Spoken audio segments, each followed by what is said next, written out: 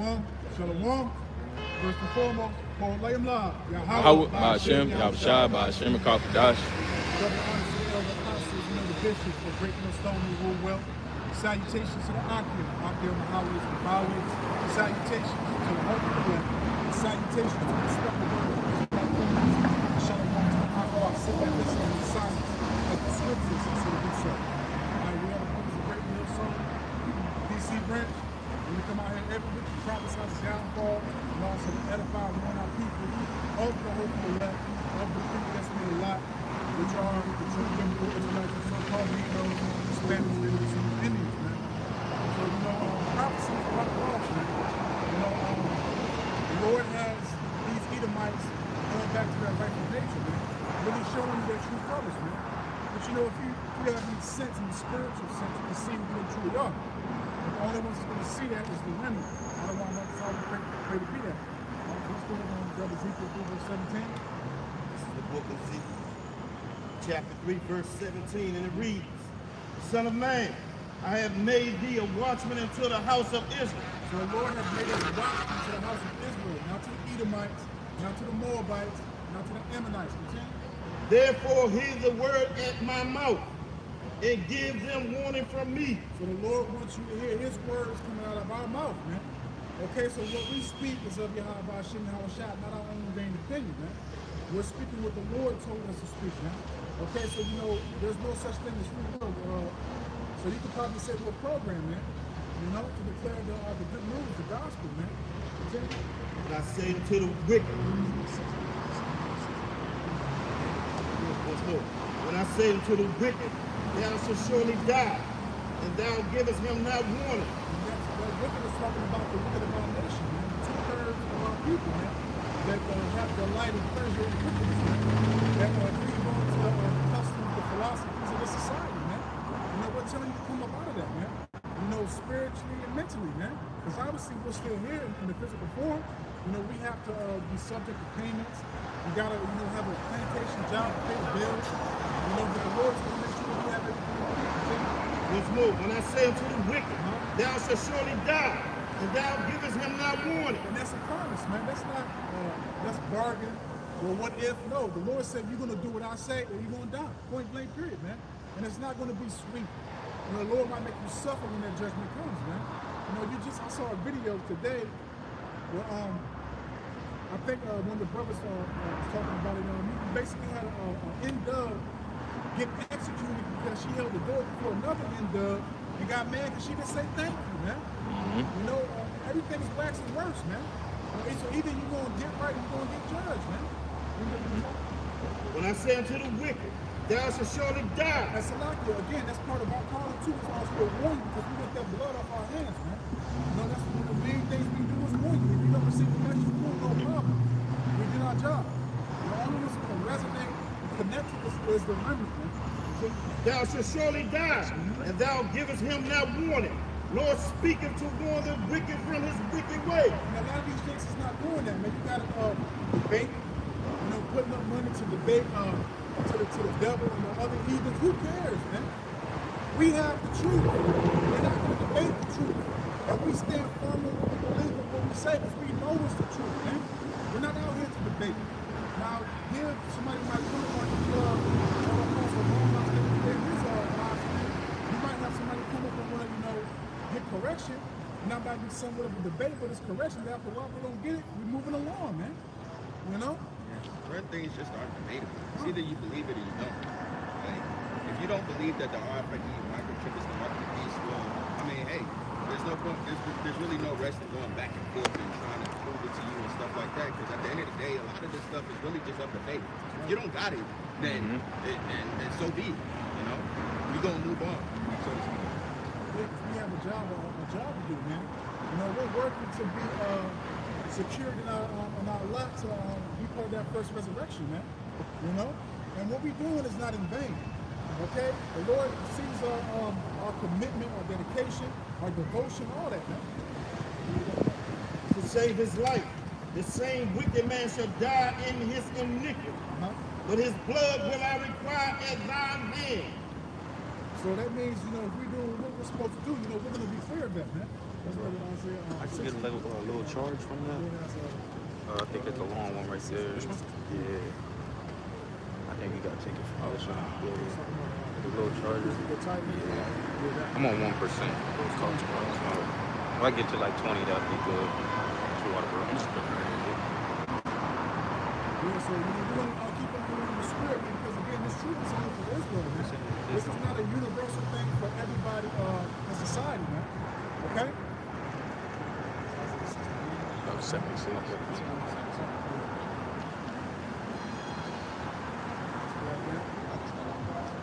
This is Isaiah chapter 61, verse 1. The Spirit of the Lord God is upon me. So the Spirit of the Lord God is upon us, man. This is what Yahawashi was quoting when he was in the temple, man.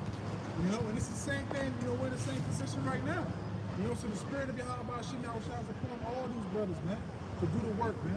You know, we Israelites 24/7, not just on the weekends, man. Not just when the cameras are going, man. Okay?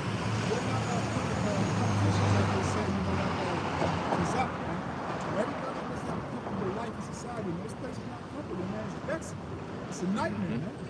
Okay? And we're praying for the kingdom, man. You know, and the days are going by fast, man. Because the Lord Yahweh have appointed me to preach good tidings. So the Lord Yahweh Yahawashi have appointed us to preach good tidings, not to beg, not to be out here having fashion shows at the Passover, not to be grafting the customs of the world into this truth, man. Okay? You just do what the Lord told you to do. That's it, man. We'll have joy in the kingdom, man. But right now, we have to go through this trial. This person that person, man. Okay? Because to be honest with you, man, you know, when the world is being judged, we're going to be exempt from that. You know, we're going to have protection. We're going to be in league with the beasts of the field, etc. All these things, man. Okay? Continue. Good tidings unto the meek. He hath sent me to bind up the brokenhearted, to proclaim liberty to the captives, and the opening of the prison to them that are bound. Bind up the brokenhearted, the captives. Who's brokenhearted? Who's the captives? It's not the so-called white man. It's not the so-called Chinese, the so-called Arabian, the so-called African. No, it's our people, man. You know, as soon as you come to Canada, we got the car, man, you see how people, you know, drugged out, addicted, man. Walking around with their asses out, literally, man.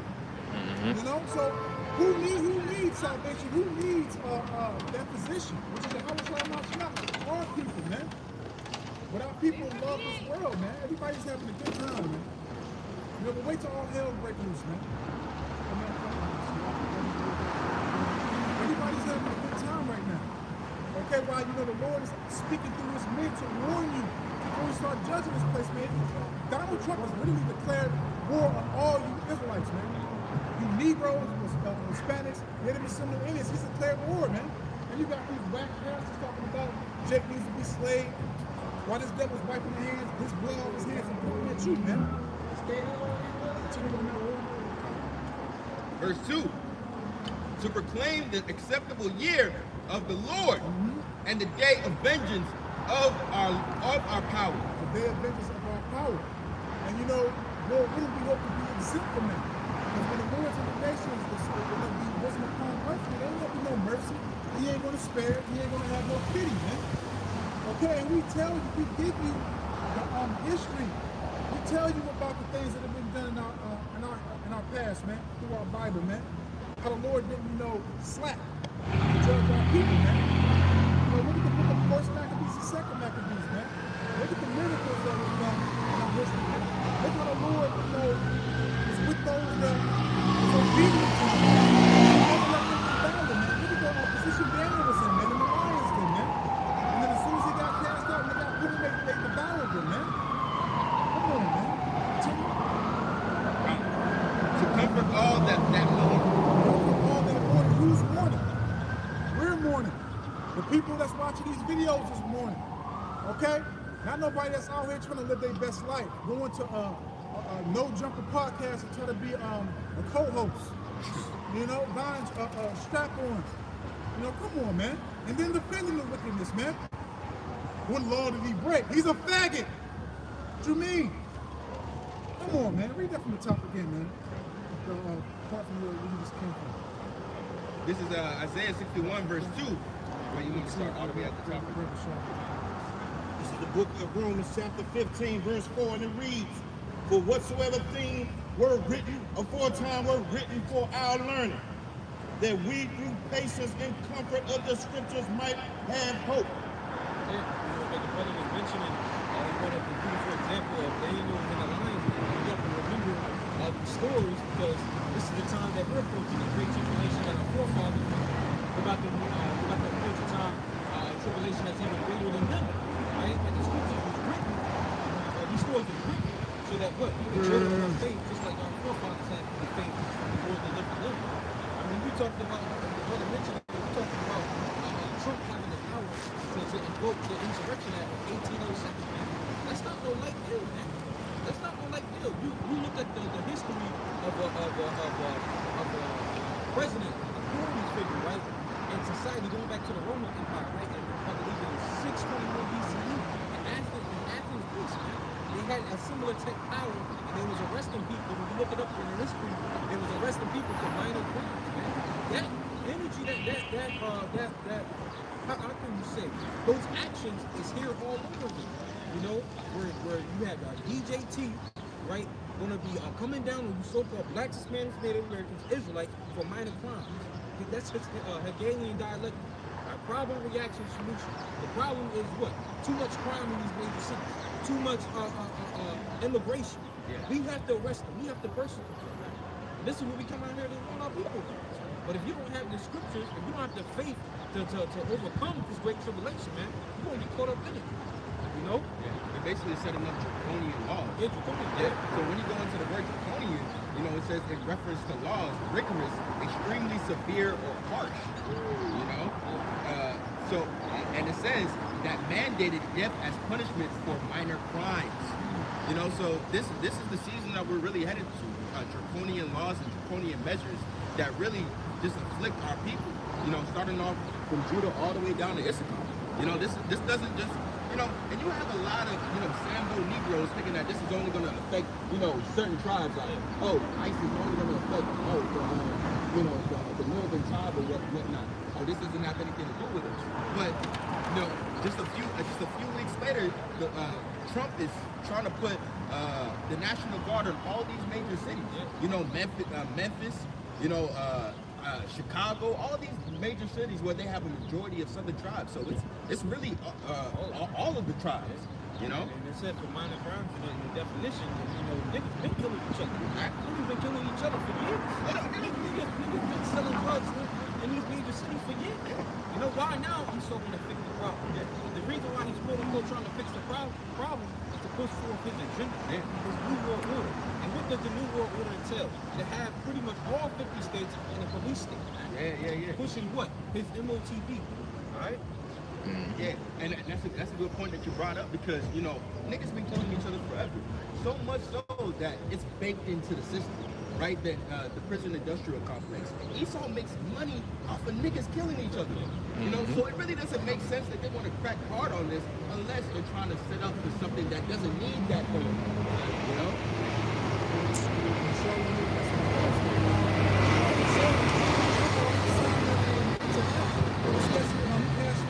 Bailout, it's less no more. You're gonna stay in jail.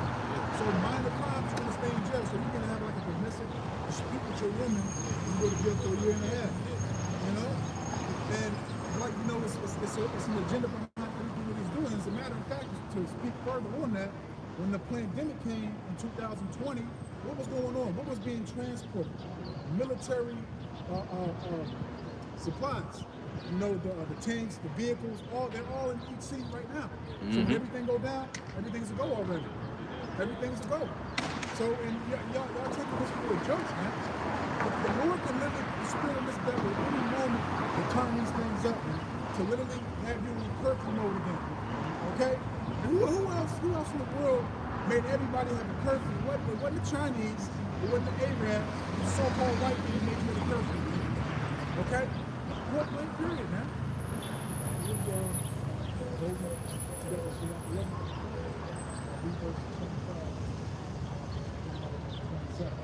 Because it's about to get real grievous out here, man.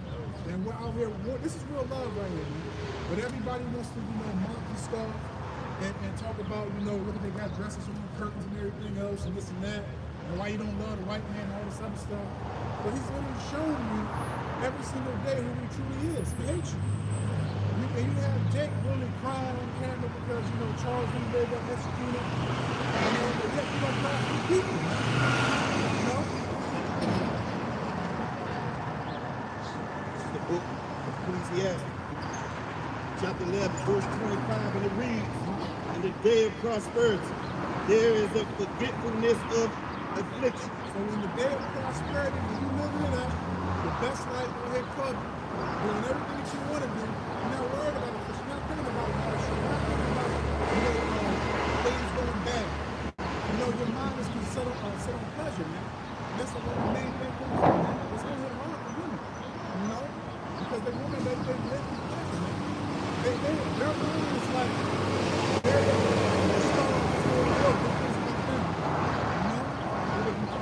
In the day of prosperity, there's a forgetfulness of affliction. and that's one of the reasons why we're set up, man, is to tell you those afflictions are going to be brought forth, to prophesy against this place, to prophesy about the downfall of Babylon, okay, to re-educate our people, man, because what you have been taught was lies, the fraud, and deceit, man, okay, but our people love to keep going to that stuff because it gives some type of,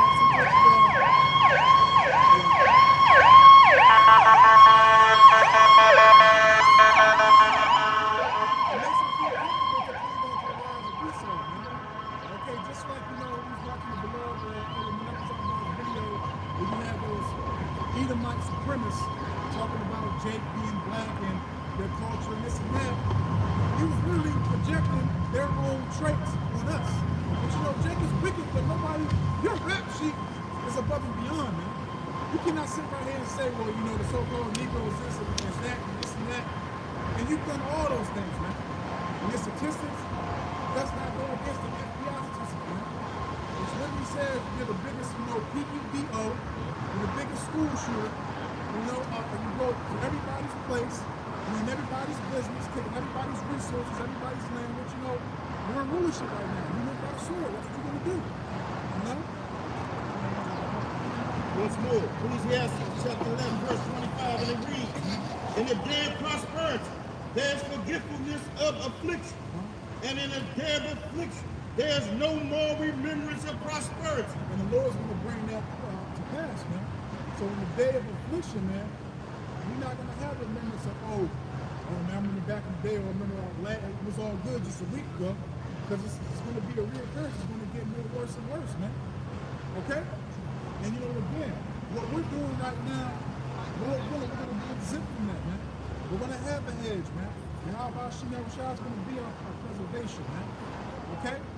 We're going to be Mary Hardy, as it states in chapter 2. And the heathen won't be able to do nothing against us, man. Verse 27. And so, like, these are just some of the benefits that we're going to have, man. And yes, you will have some brothers that's going to be martyrs, witness for the testimony of Yahawashi. But what does it state? They shall rise up first for Yahawashi, and their works be follow them. And also what they're doing is not in vain, man. Continue. Ecclesiastes 11, verse 27. "The affliction of an hour make a man forget pleasure." The affliction of an hour. So just imagine how bad it's going to be when the prophets are taken off the streets. The Lord has shut the door for you to receive mercy, because his hand is stretched out. But what do y'all do? Y'all just mock, y'all scoff, that you call us racist, extremists. How in the hell can we do that? We don't have no might, no power. How? We have to go to our enemies for the one of all things, man. Even if we have a business, you're still going to go to the small. We got to go to the commission for everything we do in this country. You want to go out of state, you got to go to the you ain't going nowhere, man. You know what you're doing, man. And if you don't pay your taxes, you know, your property taxes, if you own a house, if you don't pay the taxes on that gets strict from you. Okay, you don't pay your car tax, you can't register your vehicles like it. You know, like, come on, man. And then on top of that, usury's added, man. Yeah, interest usury, then after 7 years, it's supposed to be forgiven, man. Once more, the affliction of an hour maketh a man forget pleasure, and in his deeds shall be discovered.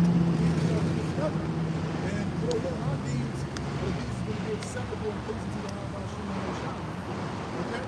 Because we didn't try and go through that diversity, but it's for our improvement. It's for it's going to be beneficial for us. Because we're not automatically going to be that spirit that Yahawashi tells you to be. It's a process. So we're being sanctified and purified each and every day, and that level is being stripped from us. Not the person saying it for myself. It's a process. That's the word of keeping the Lord's patience. Reading Revelation 2nd chapter. The Lord said, "But because we kept the word of His patience, He was going to deliver us from the hour of temptation." Keeping the patience of the Lord, the word of the Lord's patience, and setting off the level.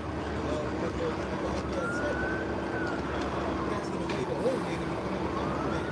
That's what it's all about. And yes, major sacrifice.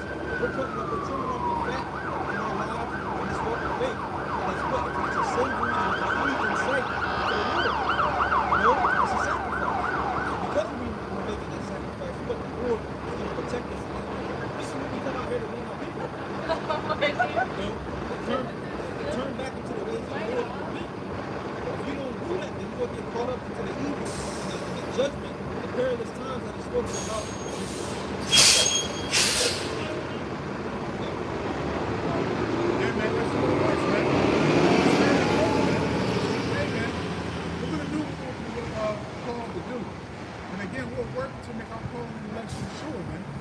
Okay? Because we want to be a part of that, that 144,000 governing body, man.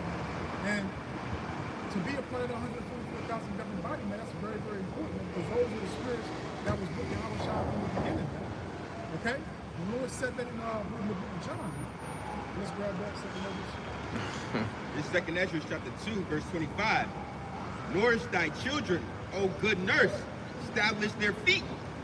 As for the servants whom I've given thee, this is 2nd Ezra chapter 2, verse 25. Nourish thy children. And how do we nourish you? With the word. Okay, that's the first meal that you're supposed to get, man. As you also stated in Wisdom of Solomon, I believe 16:26, and also the book of Job, man. And we look at this word, we look not necessary food, but we paraphrase and how to butcher it, but that's the main thing that keeps us sustained and motivated and fueled, Continue.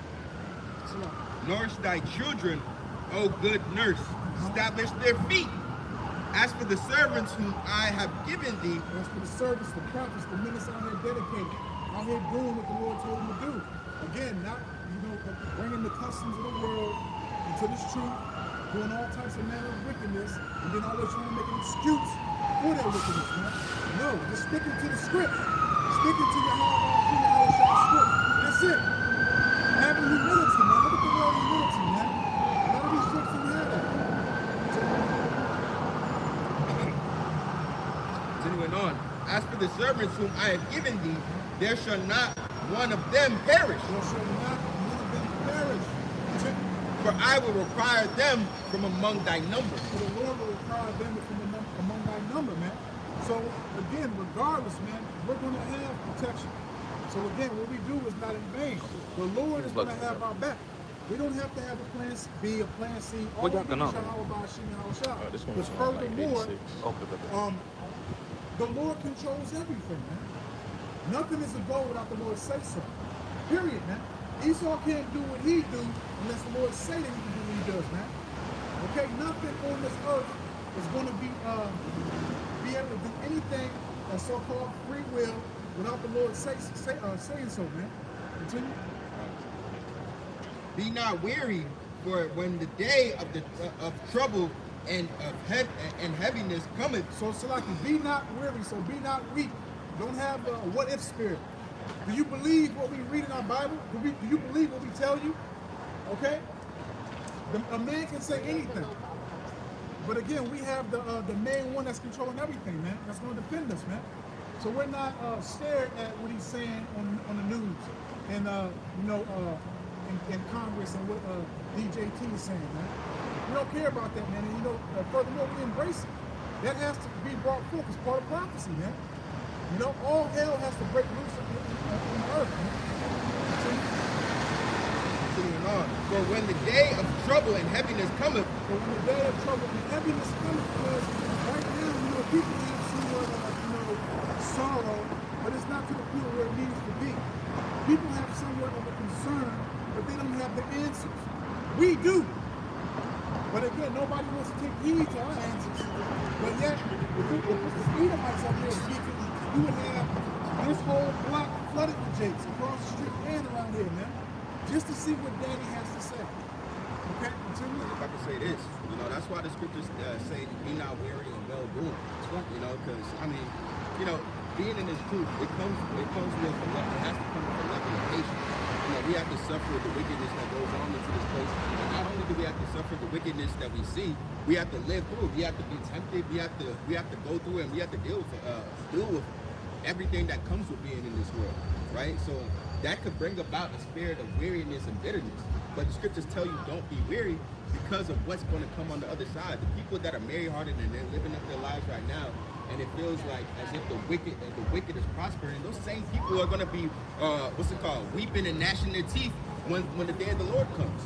You got to be able to take a step back, man, and actually look at the position that you're in. Yeah. We talked about it before, man. We're supposed to abhor the impatience of Esau. Yeah. We're supposed to learn from his mistake. When you look at it, Esau sold his birthright for one morsel of wood. Yeah. You trying to tell me, you fast forward to these times, you're going to be so impatient with the Lord and not be able to wait and give up your faith because you can't go out and have fun. You know what I'm saying? You got to be able to step back and look at the bigger picture and what we're truly important, man. You're supposed to have the patience that the Lord given us. And if you don't have it, with the scripture said in James, you're supposed to act for it. You know what I'm saying? So that we can endure these times. Endure the trials and tribulations that we go through. It's all going to be worth it, man. These trials and tribulations that we go through, it's going to be brought up again, man. And the Lord is going to say, what? Oh, because he endured this, because he passed this test, let's deliver him and his family. You know what I'm saying? This is what we're supposed to be learning from the scripture, man. We're not supposed to be have the impatience of this world. That's a beautiful point. Because in order to step back, you have to have a mindset to where it's not just about yourself. And that's another thing. You have to be wary. You have to be mindful of what you're in this truth for. If you're in this truth for things that you can see and things that tangible things or whatnot that can come and go at a fleeting moment, wanting that pleasure, you might not last as long as somebody that wants power and righteousness, in the kingdom. Because, bro, being patient is one of the godly traits that is the hardest to maintain. Being patient and holding your patience. Being able to suffer patiently and waiting upon Yahawashi, while abiding by and going by His word. That's very, very hard, especially when you're in the flesh. But like the Shah said, that's why you have to take a step back and look at the bigger picture. Because this is nothing in hindsight. This is nothing in hindsight. The time that we have to wait for Yahawashi's return, it's not that much in hindsight. But the man that's all the way into himself and that's carnal, it feels like forever. Because he's not doing two things. He's not watching. He's not praying. What is that? Where's Steve? Showing an excellent thing goes back to what we read earlier. Things that were written aforetime were written for our learning, that we think pages of the scriptures might have hope. But back to that, man. So, also too, another point that they made with the patience thing, we have an example of that. Look at the Apostle of the Rock. Look at the Apostle of the Rock. Look at the Apostle of Ramadan, man. 40 years, 30 from it, 30. All the bishops, man. That's an example of patience.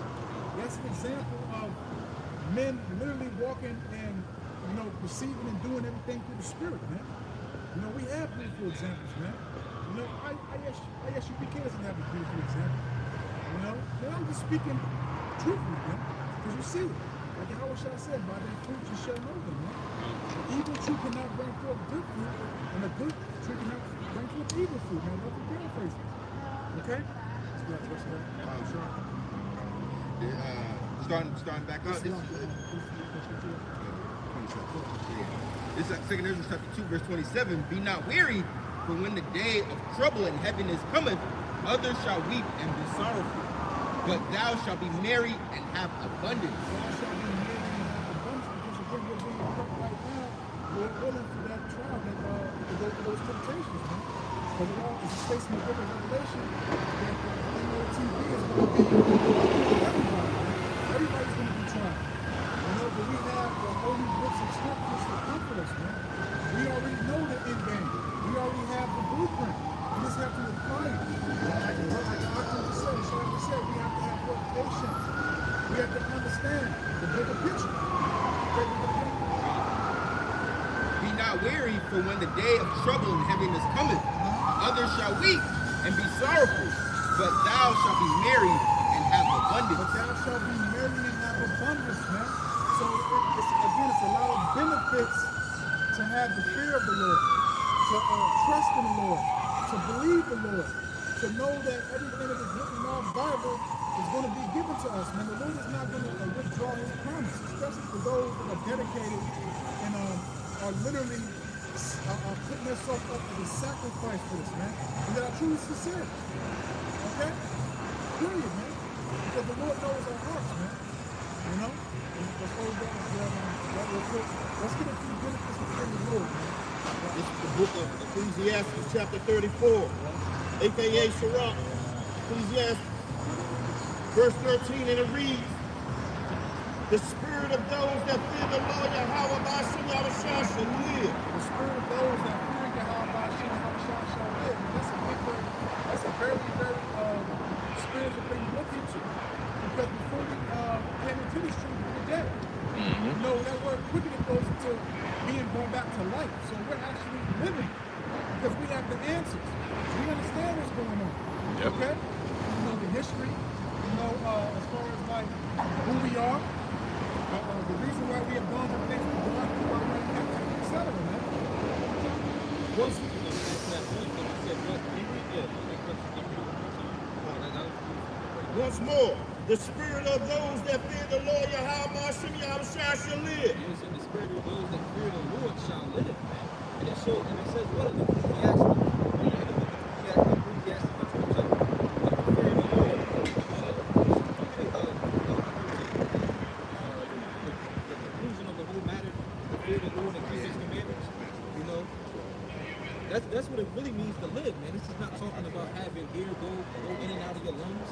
You know, being able to abide by the ways of the Lord is the true meaning of living, man. You know, because you look at the average lifestyle of a nigga, you know, that's not living. You know, that's physically being alive while spiritually being dead. You know, that's not true living. Abiding by the ways of the Lord, keeping the fear of the Lord, that's true life right there. You know, Yeah, this Ecclesiastes chapter 12 and verse 14. For Yahweh shall bring every work into judgment. That's what I told you. 13? Oh, no, yeah, 13. This is Sirach chapter 12, verse 13. Let us hear the conclusion of the whole matter.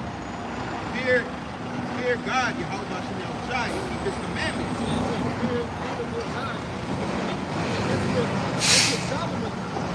Solomon did a lot of experiments the first chapter, second chapter. He experienced certain things that an average man in Babylon would never experience, man. You talking about riches, you talking about people, pretty much a personal orchestra for you, dealing with music. You talking about women, his sexual experience, you know? He experienced it all. What did he say? All of it was vanity of life. He said, what? After experiencing all these things, the conclusion of life is what?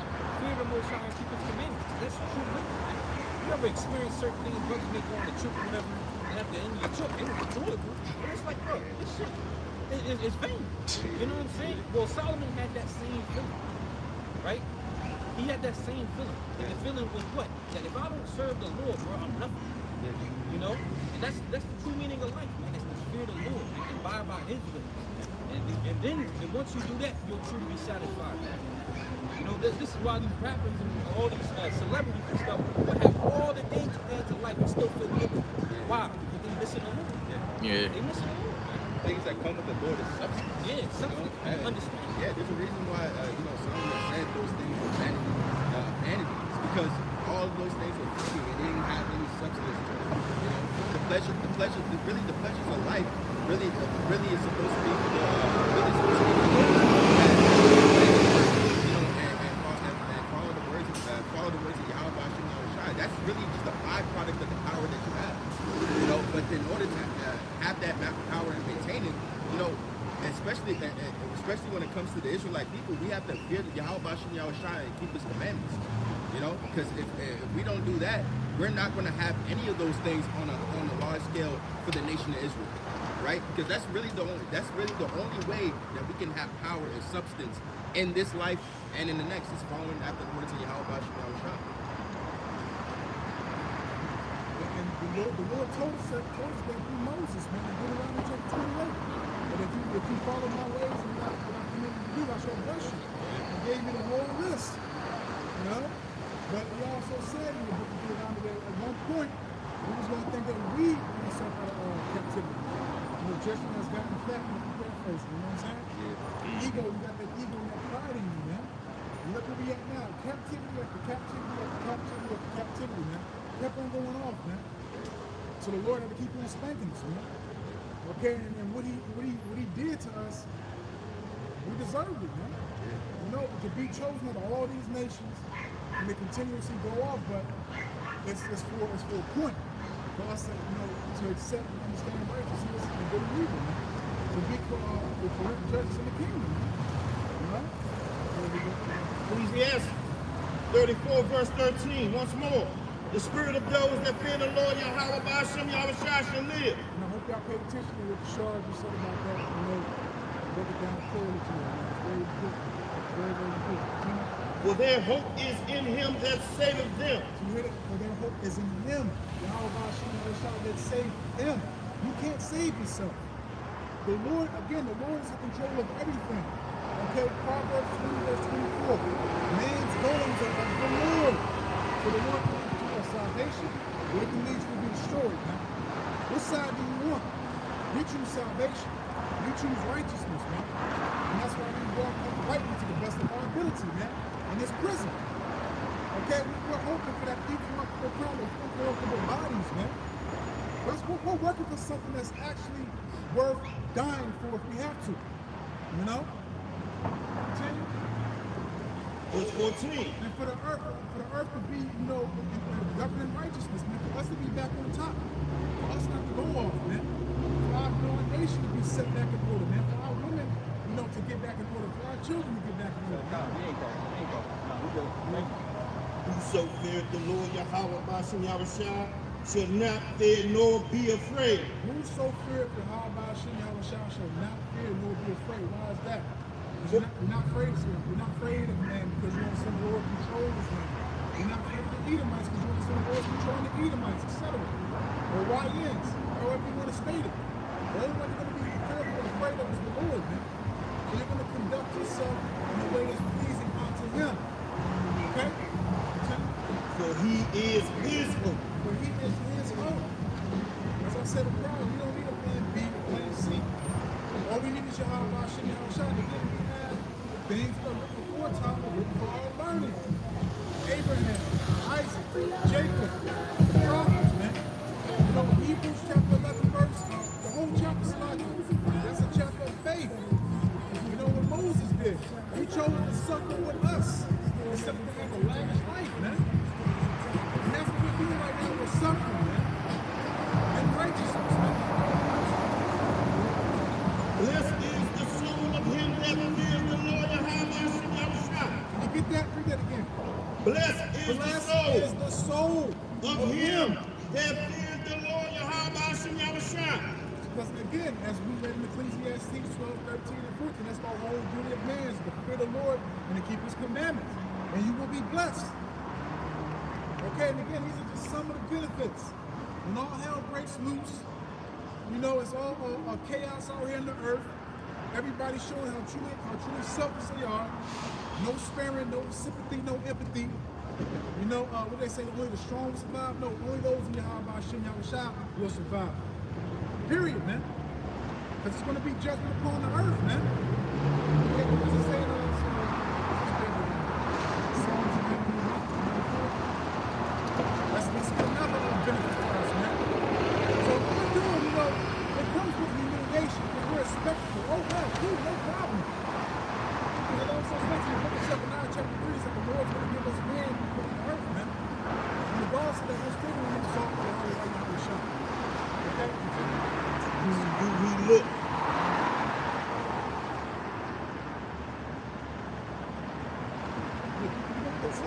To whom do we look? And who is his strength? For the eyes of the Lord Yahawashi are upon him that love him. For the eyes of Yahawashi are upon him that love him. Okay, that's in subjection to him, obedient. Okay, keeping the law to the best of our ability. Again, in this weak corruptible flesh, in this captivity, man. Our fabric's not one fabric. We gotta work on ourselves. We can't really have any control over anything, man. You know, we're slaves, man.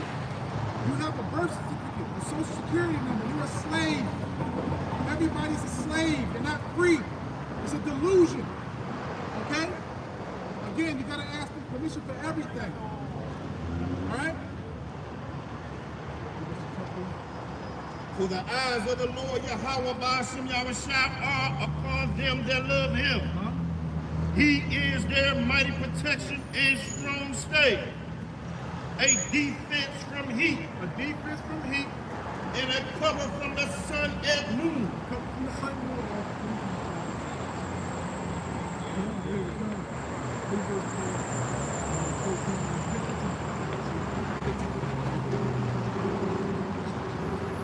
Blessed is the soul of him that fears the Lord Yahawashi.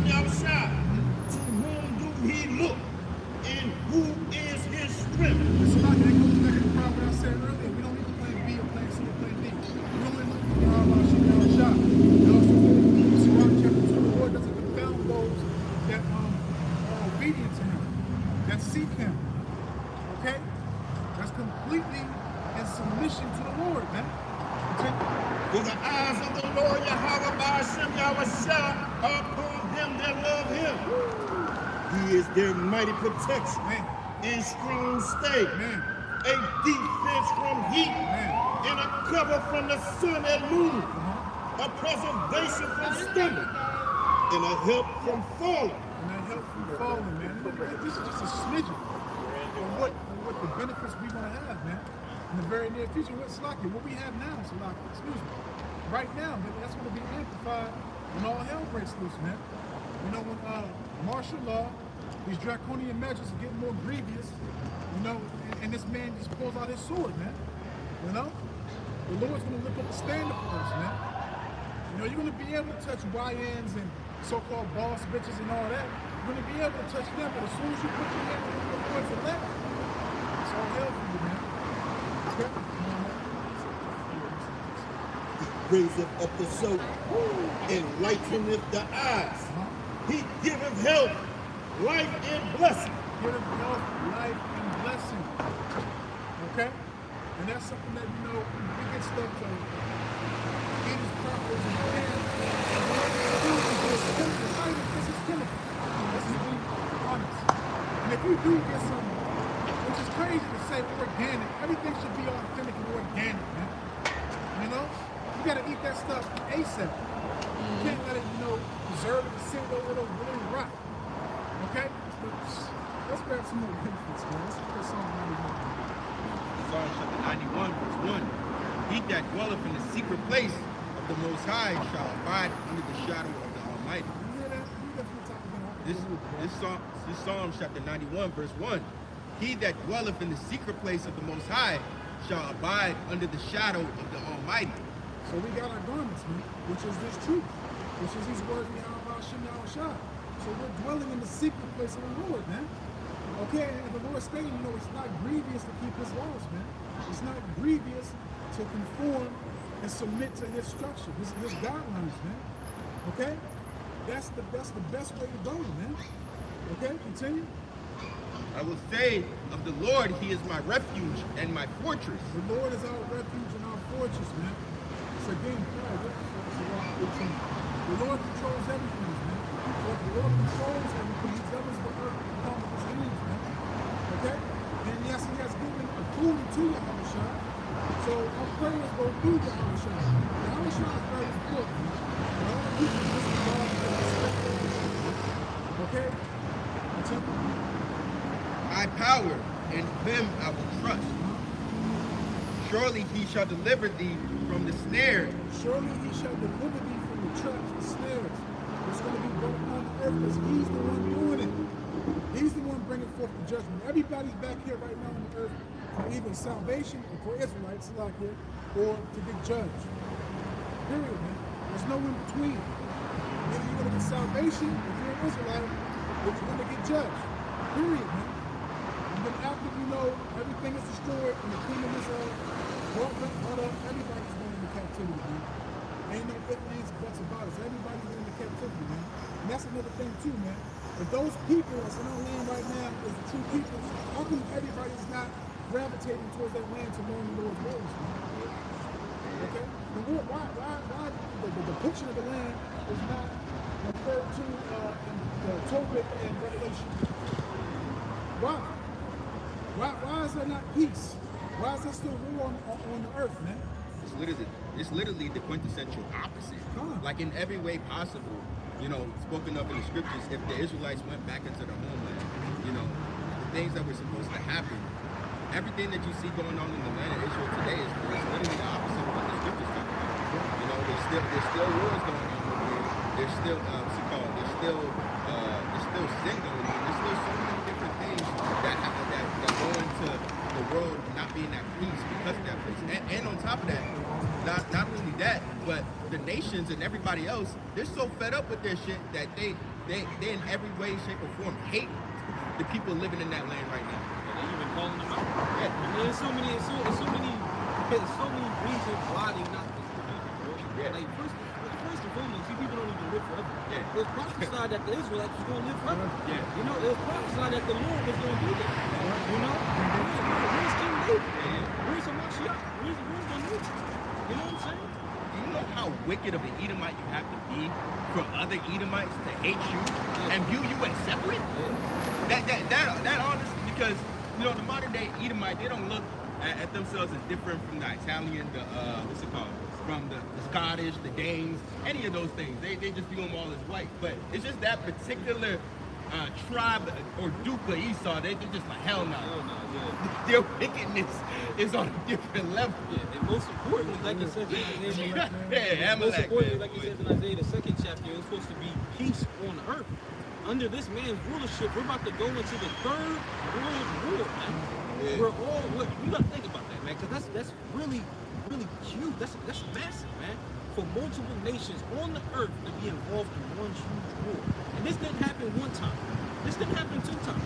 This is getting ready to happen for the 3rd fucking time. You know, this ain't no way that we could have run the way the children run. Ain't no way. Excellent points being made out there. To eat, and also too, let it be caught up. Esau and the other Edomites is really mad at Amalek because they want to share. I said 5 in the morning, I wake up to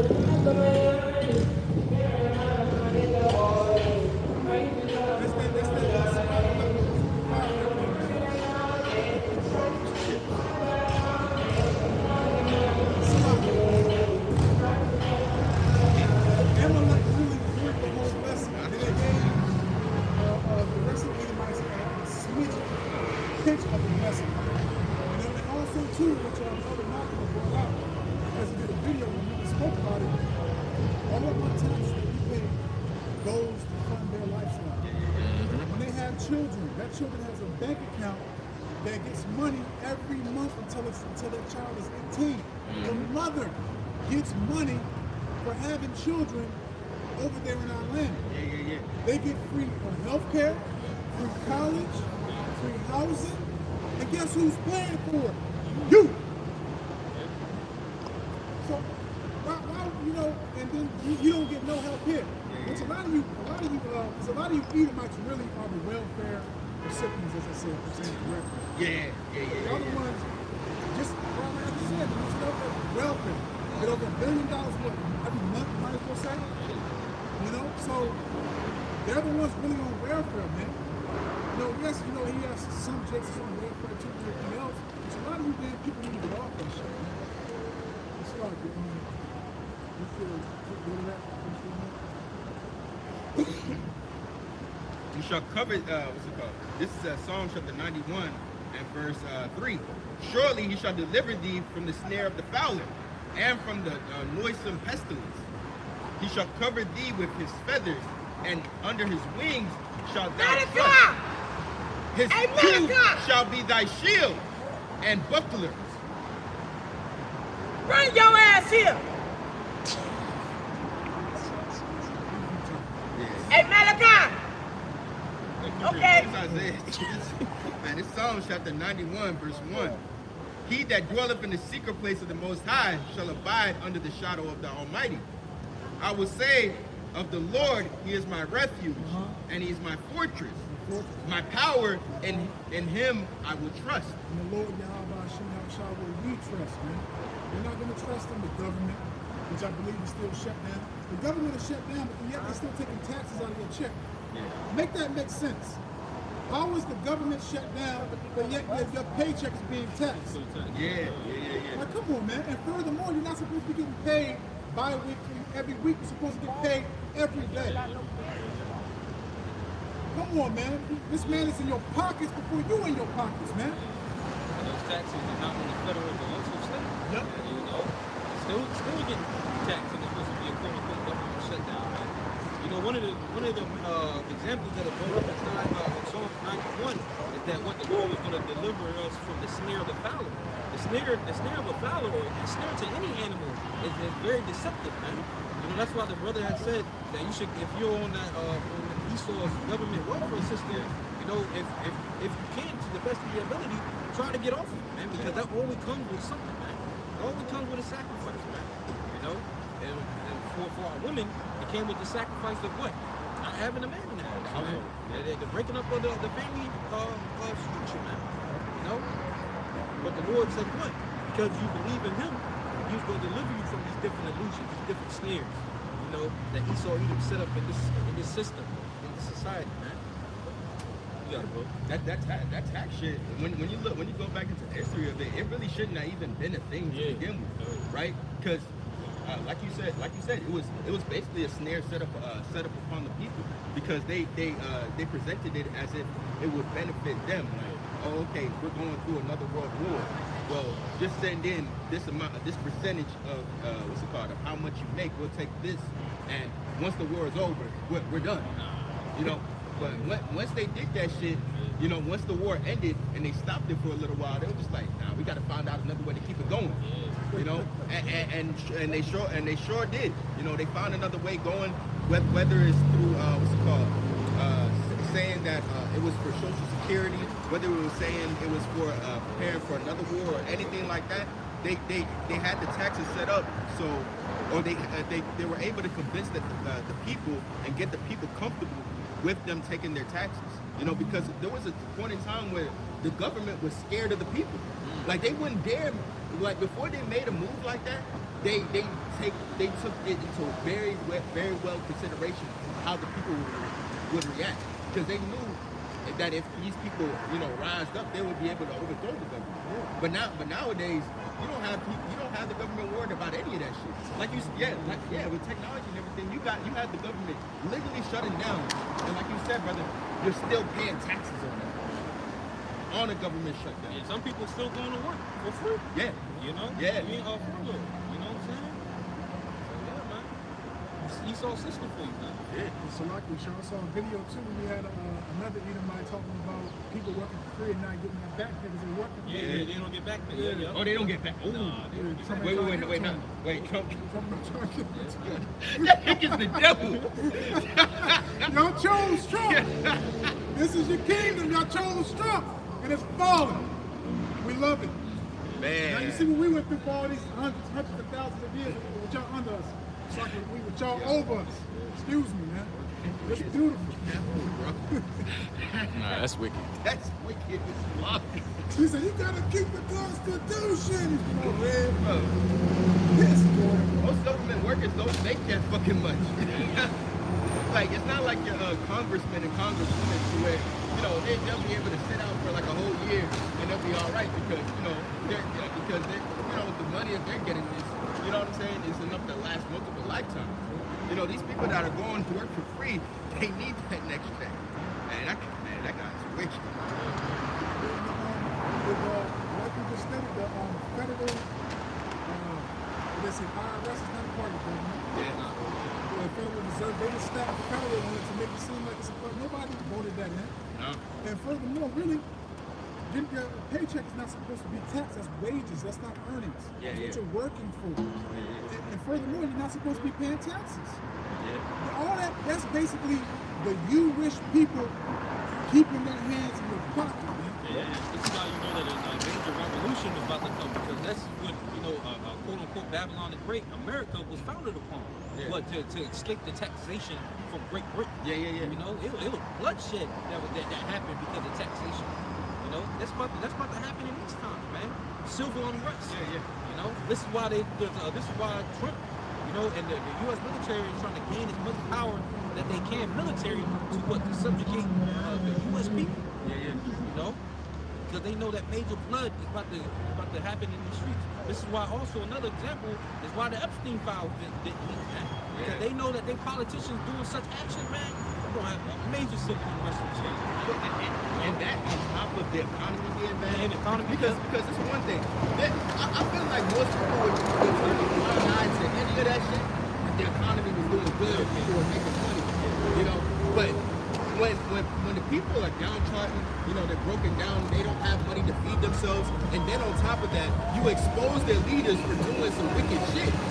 It just gives them a reason to do it. Because all these people are looking for is a reason. All of these people are looking for is a reason. And once the economy crashes and these people have a reason to rise up against a lot of these leaders, well, that's when all hell is going to break loose. And the people are going to start not only turning on each other, but turning against the government. And there's going to be a lot of bloodshed on these streets that we see right now. A lot of bloodshed. I got you. Yeah. But this is pretty much what we're witnessing is the downfall of America. And the way that the downfall of America is going to happen morally, right? It's going to happen with the standards of the people. The standards of the people is at an all-time low. Also, the moral standard of the people trusting in their politicians is at its all-time low, man. All right? And then what? Also, economically, Babylon the Great is falling. Then it's going to witness a true physical fall, man. But it has to fall within the inside first. And this is the same exact way that the Roman Empire fell, man. It fell from within, and then it was conquered by its neighboring countries, man.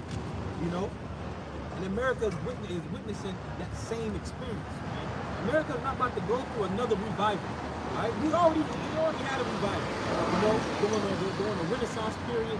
They think that they're going to have another revival with this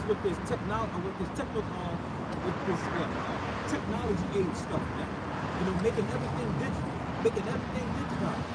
Talking about having a digital currency to pretty much buy back the physical debt of the United States of America, man. Ain't gonna be none of that, man. This is the last leg. It's not about to be a third leg of the Roman Empire. It's only supposed to be 2 legs, right? And the second leg is definitely forward, man. So you got that Isaiah 24:10. It's Isaiah chapter 24 and verse 10. The city of confusion is broken. Oh, Salaki. The city of confusion is broken down. Every house is shut up, that no man may come in. Yeah, it says that's what? The city of confusion is broken down, man. The city of confusion is this place right here. America, man. All right, Babylon the Great. This is where you get literally the word confusion. Comes from the Hebrew word, deriving from the Hebrew word babor, which means confusion. I mean, you talking about if a man changing his sex, right, hormonally, right, through surgically into a woman, it's not confusion to you. I don't know what it is, man. It's fucking confusion. Well, you're not even changing your sex. You're just mutilating Yeah, yourself. you're mutilating yourself. Yeah, man. yeah. You know, they'll say that, oh, it's a woman because it looks like a woman. That's the spirit of a man. That's confusion, man. You're talking about the mixing of seeds, the fake GMO foods, all of it is confusion, man. It's confusion to know that a little child, you know, I remember a story, man. I had a little niece, and I remember I told her that grapes have seeds. She just looked at me and said, oh, grapes don't have seeds. Because she's so used to these fruits not having seeds. That's confusion, man. You know? All of it, man. So the Lord's got to get rid of it. And the city of confusion is being broken down right before our very eyes. And then what? Hamashiach Yahawashi is going to deliver us, and ultimately the Lord is going to send double nuclear fires in the midst of World War II. Right? That's going to happen soon. Right? Because this place has to go, man. This place has to go. We want the kingdom of heaven to be ushered in here on earth, like it says in the book of Matthew 6 and 9, right? The Lord's Prayer. Can we get that right quick? Matthew 6 and 9. Read that all the way down to where it says, your will be done in earth as in heaven. This is St. Matthew chapter 6 and verse 9. It says, after this manner, therefore, pray ye. This is Hamashiach Yahawashi talking to his disciples. And he said what? If you didn't have anything to pray this prayer. Go ahead. It says, pray ye, our Father which art in heaven, hallowed be thy name. Thy kingdom come, thy will be done in earth as it is in heaven. See that? And this is the Lord's Prayer, man. And not a lot of people know, because this is a famous prayer used throughout the Christian church and everything, man. But it's more powerful in the Hebrew. This is why I'm reading the Hebrew. But when we get to this part right here, this is actually a curse upon the kingdoms that was spoken of in the book of Daniel, the 2nd chapter. And the reason why is because in order for the Lord's kingdom to be established here on earth, these kingdoms have to go down, right?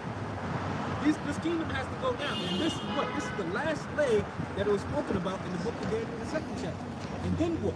The stone, can we get that? Daniel, the 2nd chapter? I think that's verse 48.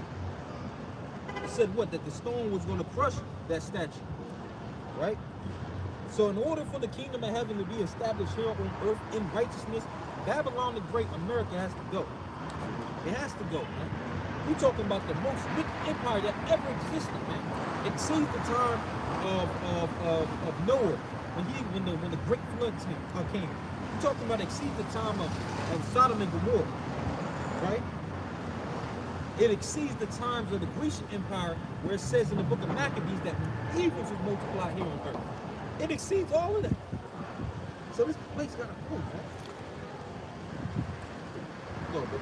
This is Psalm chapter 82, verse 5. It says, they know not, neither will they understand. They walk on in darkness.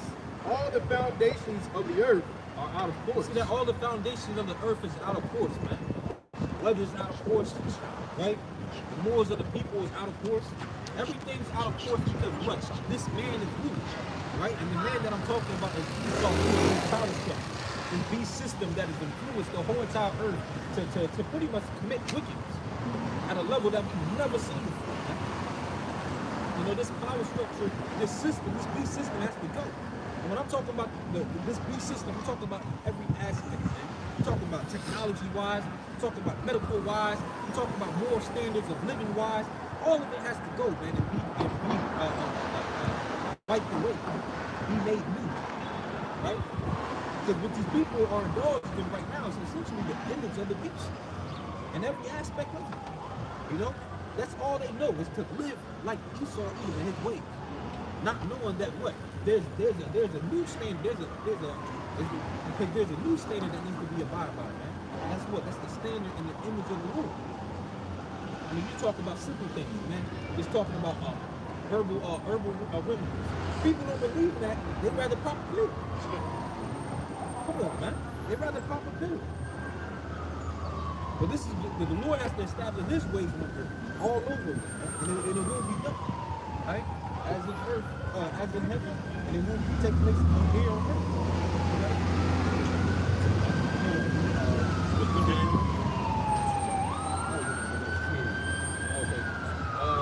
This back in Psalm chapter 82, What's verse. up, bro? Edomites out the way. We getting the Edomites out the way? Yeah. What you mean by that? Man, we doing the right thing. No, we can't. We waiting on the Lord to get the Edomites out the way. We can't do nothing. No. What tribe you from, bro? You don't know? My mom Jamaican, so I don't know which way that shit goes.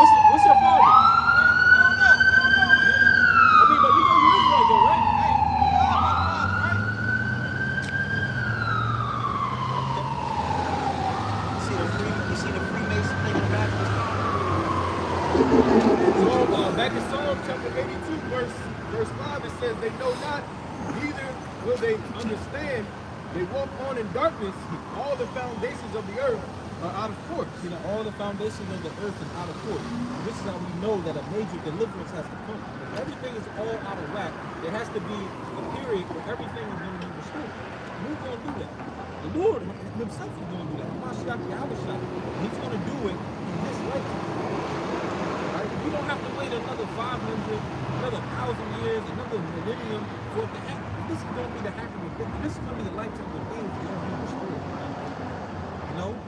Everything that brothers is going through in their lives is going to be restored in the name of the Lord, man.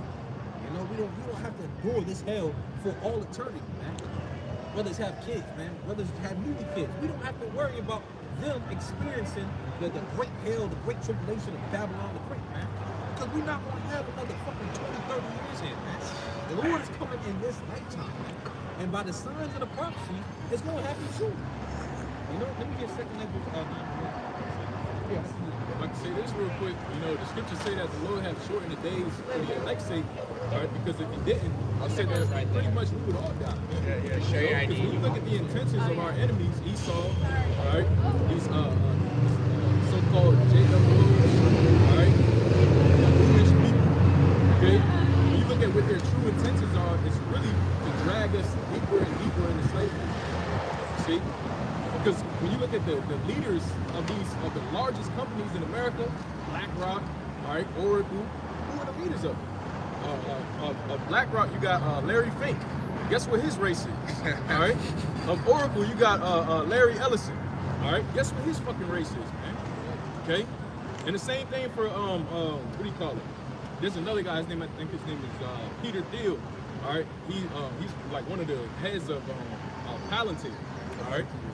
Which is, you know, brothers know what Palantir is. It's a tech company that basically is for defense, all right, biometrics, things of that nature, all right, to identify criminals, all right, and all of these things, okay? But essentially, they're using it for their own agenda, all right, for evil, okay? And ultimately, the leaders of all of these damn companies are you know, the small hats, man. You know? Absolutely. And the brother said that we have to be aware of the intentions of Esau Edom. Well, you go back into the book of Genesis, what was his intention and what was his blessing? Because his blessing is his intention, right? And his blessing was what? The sword. You know, he's trying to wage war on you in every way, shape, and form. You know? And it's not being done righteously. This is the problem. Because there's no problem going to war with a person or a nation, right? There's no problem with it. The Lord is going to wage war on Babylon the Great. But the problem is how the war is waged. And it's supposed to be done conventional. Meaning what? You're supposed to announce yourself. You're supposed to declare. It's supposed to be done conventional. Hey, I want this. I'm coming for this. And it has to be announced. But Esau Edom has always been doing it in a deceitful way. Going all the way back to how this place was founded. Talk about tainting the wall, right? Hiding diseases, smallpox in the planet. But if you don't have immunization to smallpox, it's fucking cool, right? And he knew this, right? He's always been doing this. All right, fast forward to today. GMO foods, the medical system, man, which we always knew, but for some reason, right, our people always have to hear it from the devil, right? But the reason why he was trying to wage war on us through the medical, it just came out. That goddamn talent, women taking Tylenol while pregnant causes autism, making you mentally slow. I mean, come on, man. If I can add to that, when you look at the statistics on autism, back in like the 60s, it was 1 out of every 2,000 child would have autism. Now it's 1 out of every 32. Wow. 1 out of every 32. 1 out of every 32 children have autism nowadays. Why is it so prevalent? You know, and here it is, they're trying to push these vaccinations, right? Brothers know what I'm talking about, okay? And they're trying to say, oh, that doesn't have anything to do with it. Right.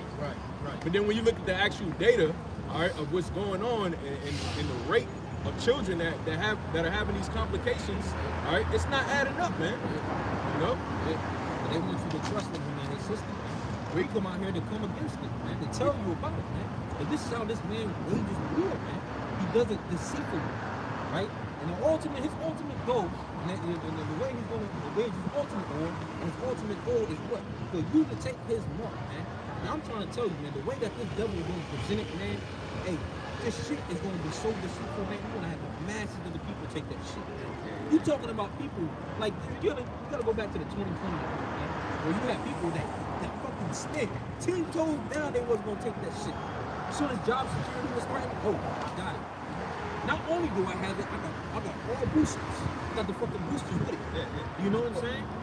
It even went further. You know, they went the political route. Yeah.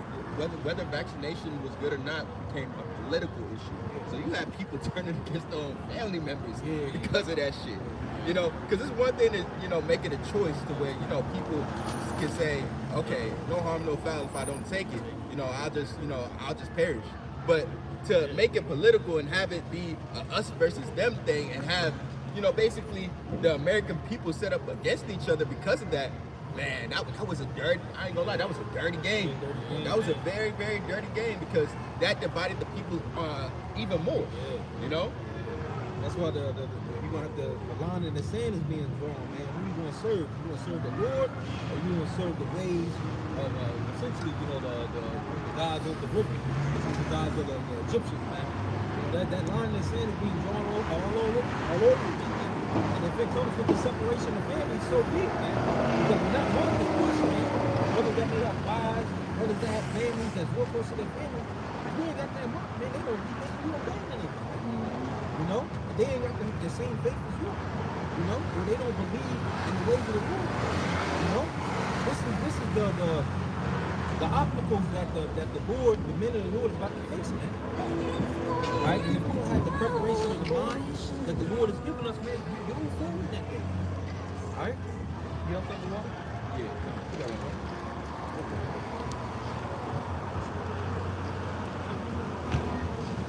You get that, brother. This is the book of 2nd Ezra, chapter 9, verse 1, and it reads, He answered me then and said, Measure thou the time diligently in itself. Yep.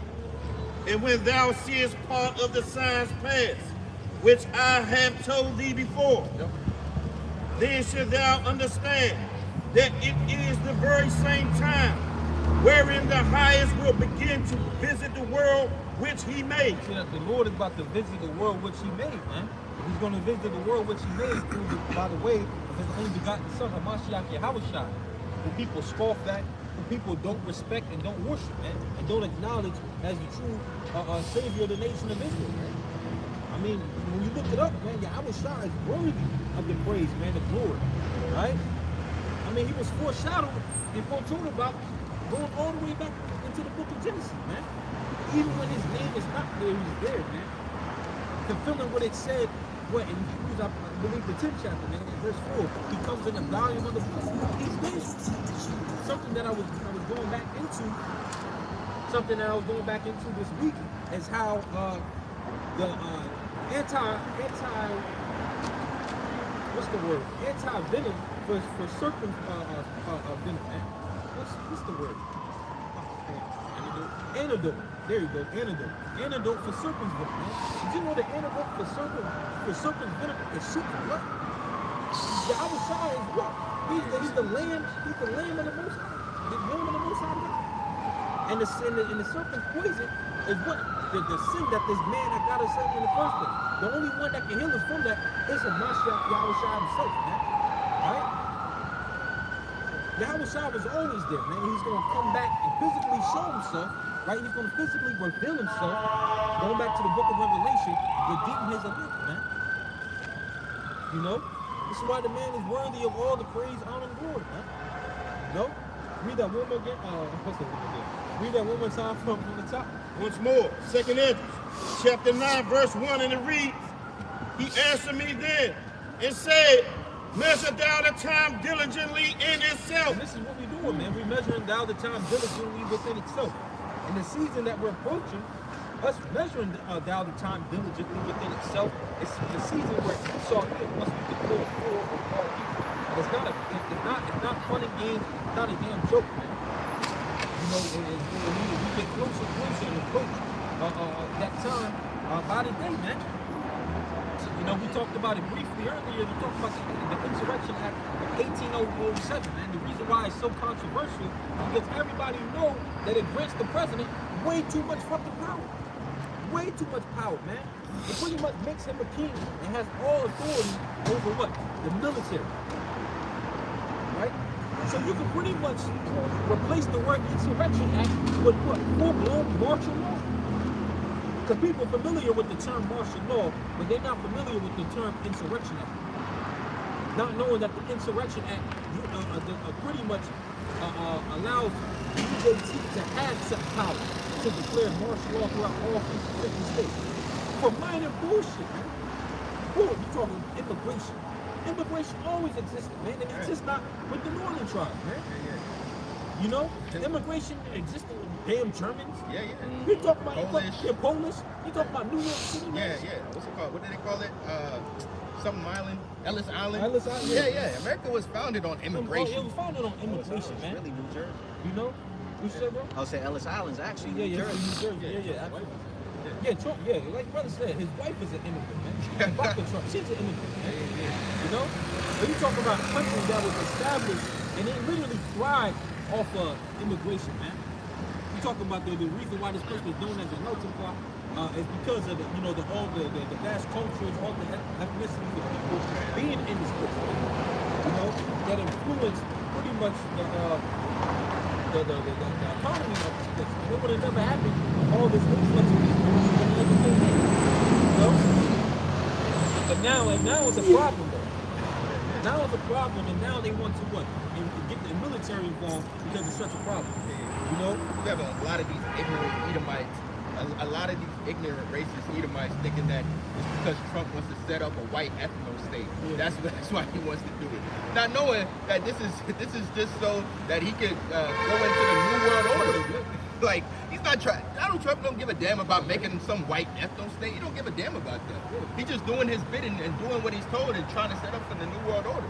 The New World Order is not about race, man. It's really not about. I say this. It's not about these lower class people trying to bring them into power. No, these motherfuckers going into slavery too. A digital slavery, man. He wants to digitize and make everybody a digital slave, man. Yeah, and that includes your average day Edomite, man. This nigga's crazy. You know? To really get what? To get the children of Israel into a deeper slavery. But if that means enslaving his own people to get there, man, he's willing to do that. That's the measure that this man is willing to take. He's a madman. He's mad, man. He's a madman. That's a bar right there, bro. I can say this too, because really what's getting ready to happen is the fourth industrial revolution, which that entails of what? Digital infrastructure, all right? Everybody being microchip, everybody being under a one world system like the brother mentioned, all right? To where they're having mass control over the people through what? Cryptocurrencies, digital technologies, all right? So niggas don't have a place in that. And that dystopia that Esau has set up. Man. Why? Because niggas are unruly. And Esau, his main goal is what? Control. So now he's gonna put you niggas on lockdown, all right? Because he's been allowing you to kill each other for the last X amount of years, all right, X amount of decades. Now he's actually putting you on lockdown because there's a shifting that's happening. All right. Like the brother said about the fourth industrial revolution, man, it's really to get you into a slavery, man. And he has to do it not like the brother made a good point. It's about control. But his control, it has to be introduced, the sequence, man. The people was on the term with CBDCs and how the CBDCs, central bank digital currency, brings them too much control, too much access over your everyday purchases. So what did these people come up with? We're gonna move away from CBDCs, but we're gonna establish a stable coin. But when you look up what a stable coin grants the government, it's literally the same thing as the CBDC. You know, the same control, the same them taking away your privacy of all purposes. It does the same thing, man. So it's about his new world order. It's about gaining control of the secret, man. If you do the research on one thing, maybe you have to do the research on the other thing. You know, to truly find out the motive of this man. You know what I'm saying? Yeah. This is 2nd Ezra chapter 16, and I'll start at verse 17. It says, woe is me, who will deliver me in those days? The beginning of sorrows and great mourning, the beginning of wars, and the powers, like the beginning, it says, the beginning of sorrows and great mourning, the beginning of famine and great death, the beginning of wars, and the powers shall stand in fear, in the beginning of evils. What shall I do when these evils shall come? You really got to examine what Ezra was saying in his chapter. You know, he seen the visions which the archangel Uriel was giving him, but he felt afraid. But you got to remember, this is a man of faith that felt afraid like this. He almost forgot his faith. You know what I'm saying? That's how bad it was. You know, but we can't be like that. We have to remember that the Lord is going to deliver us and remain cool, calm, and collect. Remember the power that we actually have. But he seen the vision and actually felt afraid, man. And he seen the vision that we're about to approach in these times, man. And what did he see? He seen Jacob's trouble, man. Jacob's trouble is not going to be like no average walk in the park, man. The Jacob's trouble is not going to be like nothing like 70 AD, man. It's going to be 70 AD magnified, man. And the reason why it's going to be magnified is because technology. Brother mentioned one of the newly companies that's involved in facial recognition that the military is dealing with, and also police is dealing with, is Palantir, man. Right? But you have one of their programs is called what? Palantir Gotham. Palantir Gotham goes into what? The facial recognition that's in the cities that they use to facially recognize these people as crimes is being committed. You know? And they call it because Batman what did he fuck? He fucked the crime in the city. You know? This is why I said this is part of Esau, Edom, Hegelian dialect.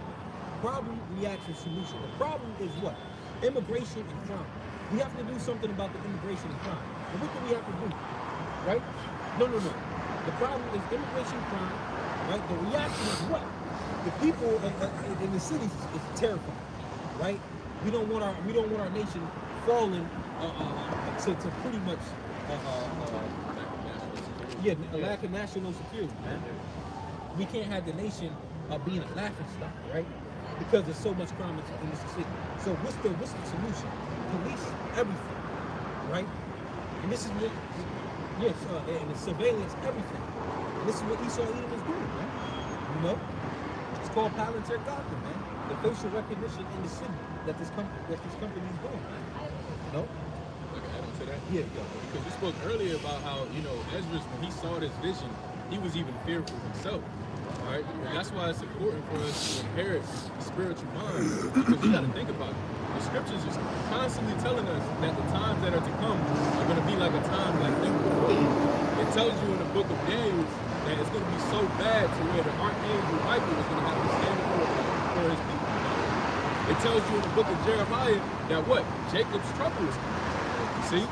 So it's like, you think about it like, man, what type of mindset are you going to have in order to see the things that we're going to witness in these last days? Cannibalism, people eating each other, people dying left and right. Death is all around you. All right?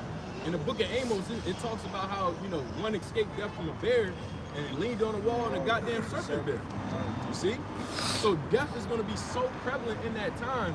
And it's like, this is the purpose why YahawaShi is preparing our minds right now. You see? Because we have to inherit a spiritual mind in order to bear the things that we're going to be witnessing in these latter times, man. You know? gonna make Jacob's trouble different from any other trouble that Israel has faced. It's simply technology. We're talking about it's simply lining up, a group of degenerate Israelites that you don't want in society no more. And by the click of a trigger, all of them dead. Yeah. Usually the Roman centurion used to have to sweat, cutting off heads and shit, for unruly people in the cities, man. We talking about the click of a trigger without dropping the sweat. Come on, man. And you got to think about it too. The things that we see on these different TV shows, all right, all of these sci-fi events, all right, the things that Esau brings up, like these mechanical dogs that they use in their military, those things are going to be actually used against you Jakes, man. The different robots they're creating for your quote-unquote convenience, all right? And they're integrating these robots with artificial intelligence to where they're going to, quote, so-called have a mind of their own. See? Esau is doing some real diabolical shit, man. He physically doesn't have to be there. I know brothers go to the Walmart or whatever, and you see that kind of, like that police station that's set up in the middle of the parking lot. Yeah. You know what I'm saying? There's nothing for Esau even to attach an intercom on that, and then attach an assault rifle to it. And if you don't obey the commands of that machine that's in the middle of the parking lot, you get your head blown off. There's nothing for Esau even to do that, man. It's a simple mountain. What's a mountain there? It's attach an assault rifle and an announcement on it. And if you don't obey with that machine is saying, get your head blown off. It's nothing. This is what's gonna make the time so dreadful, man. So evil, man. But if you for the men that fear the Lord, what that hedge of protection for them. Yeah, 16. Can you read 16, 19, and jump down to verse 17? This is 2nd Ezra chapter 16 and verse 19.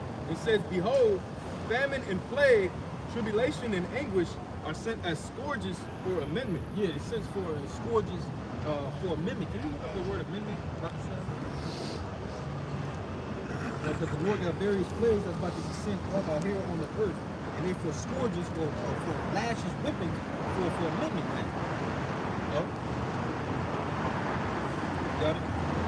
This amendment, Adam Online Dictionary, it says betterment, improvement, curses, correction, reformation, rectification, correction, advancement, improvement from amender to amend. Yeah, the Lord is sending these different scourges for improvement, man. The Lord is sending these different scourges for what? A correction, man. Correction of error. Yeah, correction of error, man. Why? Because the ways of this world has been living incorrect this whole entire time. So what did the Lord have to do? He have to send what? These different plagues. Is it because he has to send the bad before the good can come in? Absolutely. You have to see how bad it can get to see truly understand how good it can be. You know what I'm saying? So before things get good, before we experience the kingdom, what? You have to go through the pain. It's kind of like catching the flu, right? Before you feel good again, what? You have to go through the process of being sick. And right now, the earth is sick right now, right? The people are sick, right? And then we're in the process of overcoming this sickness. But at the end of the day, once the sickness is overcome, what? Your body's going to be peace at death, right? And this is the process that the earth is in right now, right? And the sickness that's causing all of this is from Esau. He's the sickness. Yahawashi is what? He's the one that's carrying the illness in his wings, man. Scriptures talk about this is the definition of that word scourges. Literally says exactly what you mentioned. It says, in short, a scourge is anything that inflicts severe pain or devastation, either physically or metaphorically. Yeah. So just to add it to your word. Yeah, The absolutely. Lord is sending me this scourges that inflict pain, right? Because the scripture says what? The season that we're in, it's like the earth is about to get worse, That's spiritual though. Because hey, that's Esau fucked up, man. that's exactly how he is, man. That's exactly how his society's going down too, man. Scripture say they're drunk but not with wine. Yeah, he's literally drunk. But it goes to show you the only reason why people are drinking and and they're out in public like this, there's pain in these people, man. You know, just think about it. What could cause a man to just get drunk and just, okay, I'm gonna go outside and just, you know, just roam around, you know? These people are going through pain, you know? He's probably one of the government workers that got laid off, you know? Esau is losing. You gotta drink that shit away. You gotta drink that sorrow away, man. You're going to work without getting paid. And then you have to endure. It's not like they're giving you money to go to work. You know, take the easy pass. You motherfuckers still gotta stand in traffic. You know what I'm saying? You still have to deal with going to work traffic and coming back home from work and going back home from work out traffic. They gotta put gas in their tank. You gotta still put gas in their tank to do it, man. Esau, he didn't miss space. Look at him bad, man.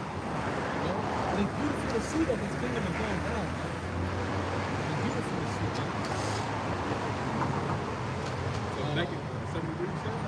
Yeah, I got you.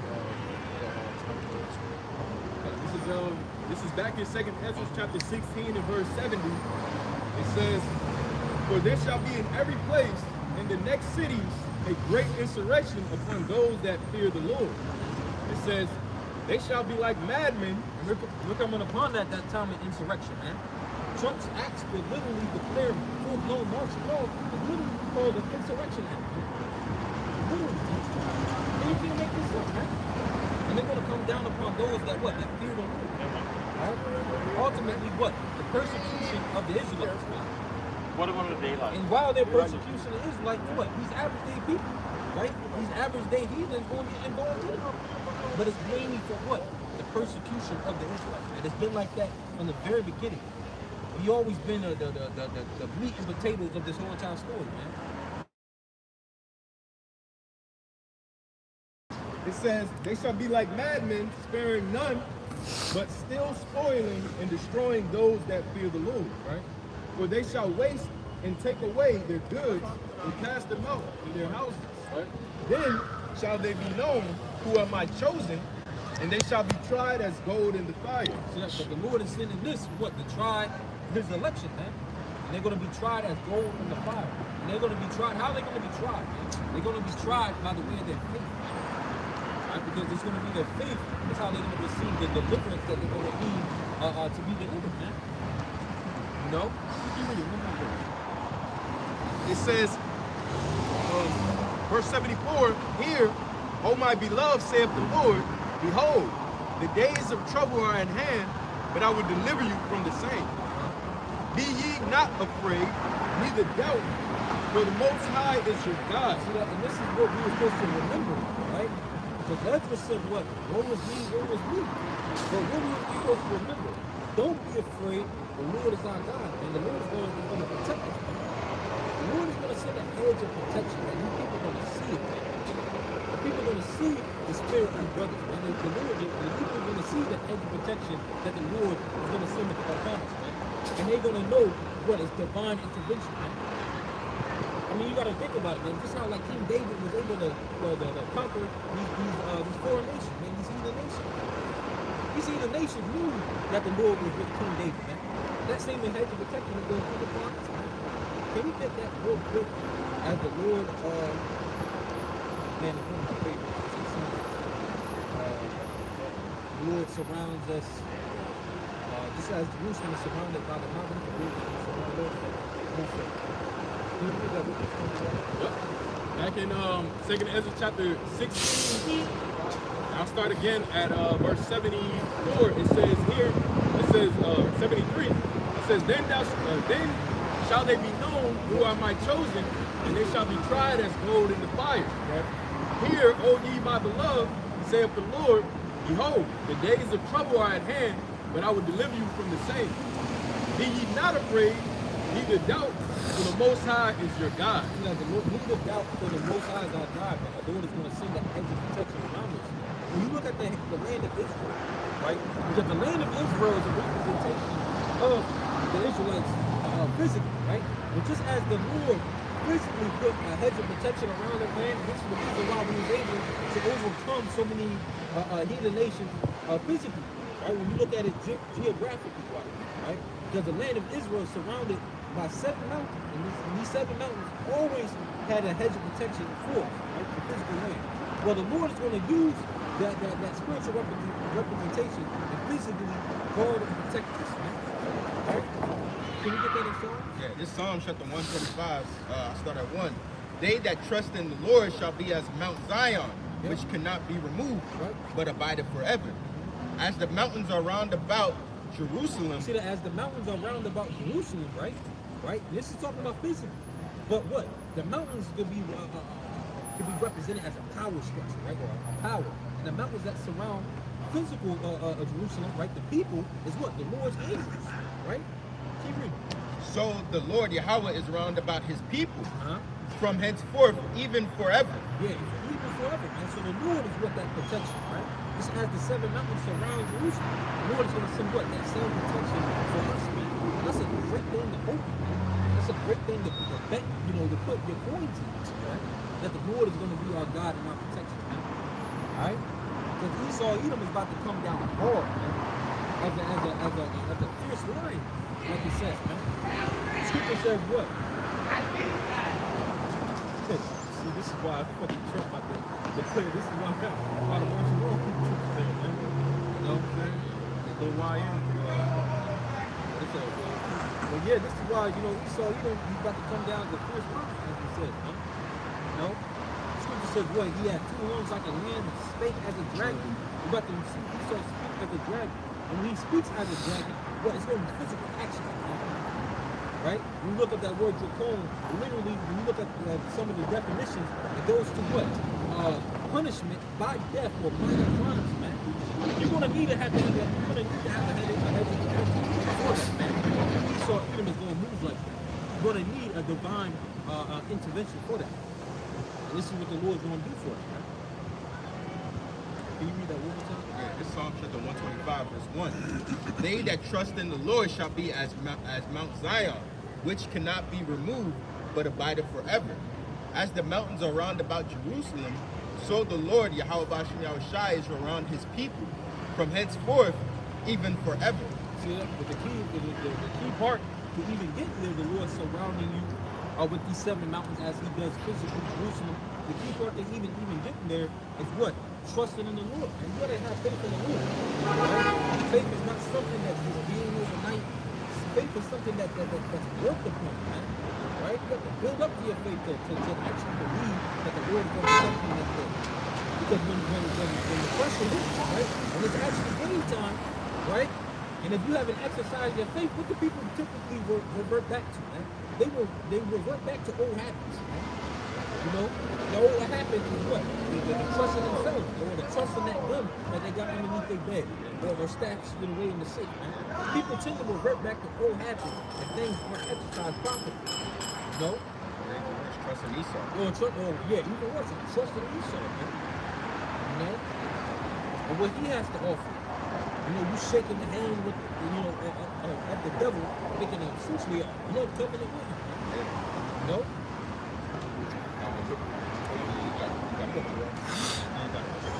It's Isaiah chapter 31, just to land back on what the brothers just mentioning. It says, woe, Isaiah chapter 31 and verse 1, woe unto them that go down to Egypt for help and stay on horses and trust in chariots, because they are many, and the horsemen, and horsemen because they are very strong. Yeah. But they look not unto the Holy One of Israel, neither seek they the Lord. See that? And it says, woe to them that go down to Egypt for help, man. You know, and what modern day Egypt is what? America, Babylon is Britain, like America. But it says, woe to them that go down to Egypt for help, right? Because you're not supposed to put your trust into what? The Egyptians, right? The modern day Egyptians is what Esau, so-called white people. You're not supposed to put your trust in his infrastructure, his power structure.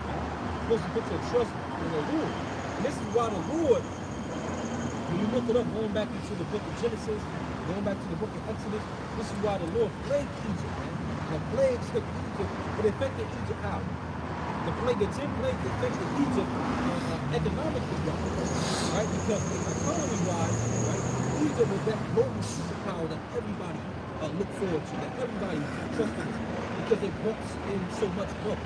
This is why the Lord plagued the money in Egypt, you know? Look at people trusting now. The money of America. You know? That's literally all it's based off of. That's is literally, trust. yeah, it's literally just based off of trust. You know? This is So why the- standard is gone. Yeah.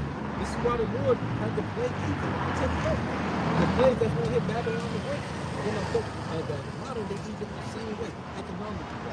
To let you know that you can't put your trust in this man. No? You got it, bro. This is Psalm chapter 78, which this chapter pretty much goes in briefly about the plagues that the Lord has sent upon Egypt. So I'm going to read just a little bit of it. This is Psalms chapter 78 and verse, I'll start at verse 47. It says, he destroyed their vines with hail and their sycamore trees with frost. He gave up their cattle also to hail and their flocks to hot thunderbolts.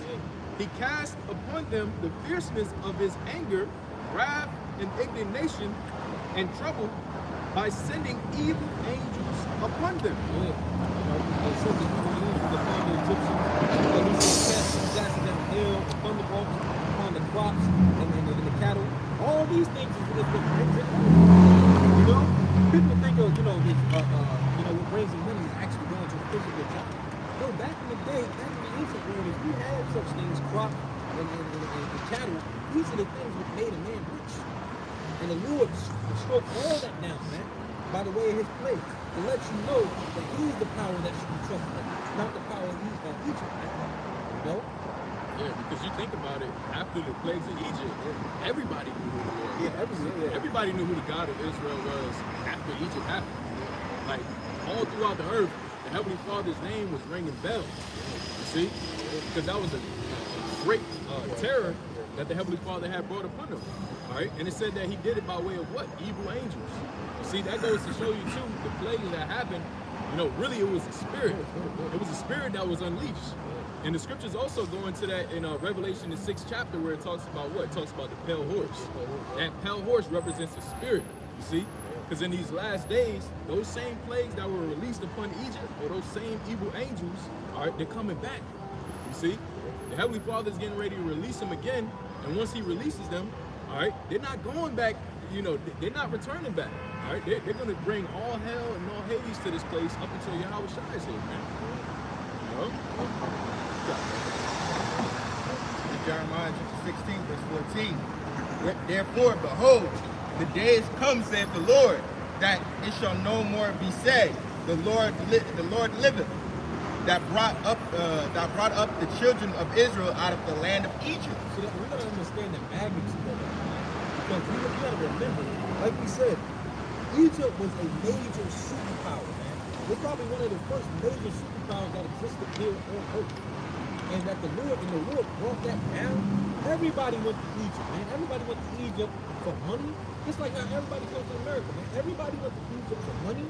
Everybody went to Egypt for knowledge, right? Because they was known for their knowledge, right? Their quote-unquote knowledge and understanding, right? Didn't nobody think that the Egyptian empire could be brought down? The Egyptian had what? Had different, Pharaoh had different magicians that was literally called, making sorcery, turning rods into serpents. I mean, it was there, man. Egypt was that superpower. The Lord brought it down, man. And the scripture is saying in the book of Jeremiah, fast forward to these times, right? Jeremiah seen the vision, right? He seen the prophecy. He said, it's no longer going to be said that the Lord liveth that brought up the children of Israel out of Egypt, man. Meaning what? That there's going to be a new thing that's going to trump that deliverance. And that was one of the mightiest deliverance that the Israelites ever experienced. Right? Verse 15. But the Lord liveth that brought up the children of Israel out of the land of the north. But it's going to be said that the Lord liveth that brought up the children of Israel out of the land of the north. Talk about North America. The land of the north, when you look it up, biblically, when you look up the land of the north, it goes to Babylon. And the Babylon that is talking about in the book of Jeremiah, 16th chapter, is talking about what? Babylon the Great, the mystery daughter of Babylon, which is America, man. And he's going to be said what? That the Lord liveth that brought up the children of Israel out of this place, no longer Egypt, right? Showing you that whatever the Lord is about to do, man, the Lord is going to do it, man. The Lord, it's going to be big, man. And that's how the Lord is going to be known for the rest of eternity. The Lord delivering the children of Israel out of the land of Egypt. about to say this too. Real quick. You know, and how you know that Babylon is not talking about ancient Babylon is because the ancient Babylon was never destroyed. See what I'm saying? It was never destroyed by fire. All right.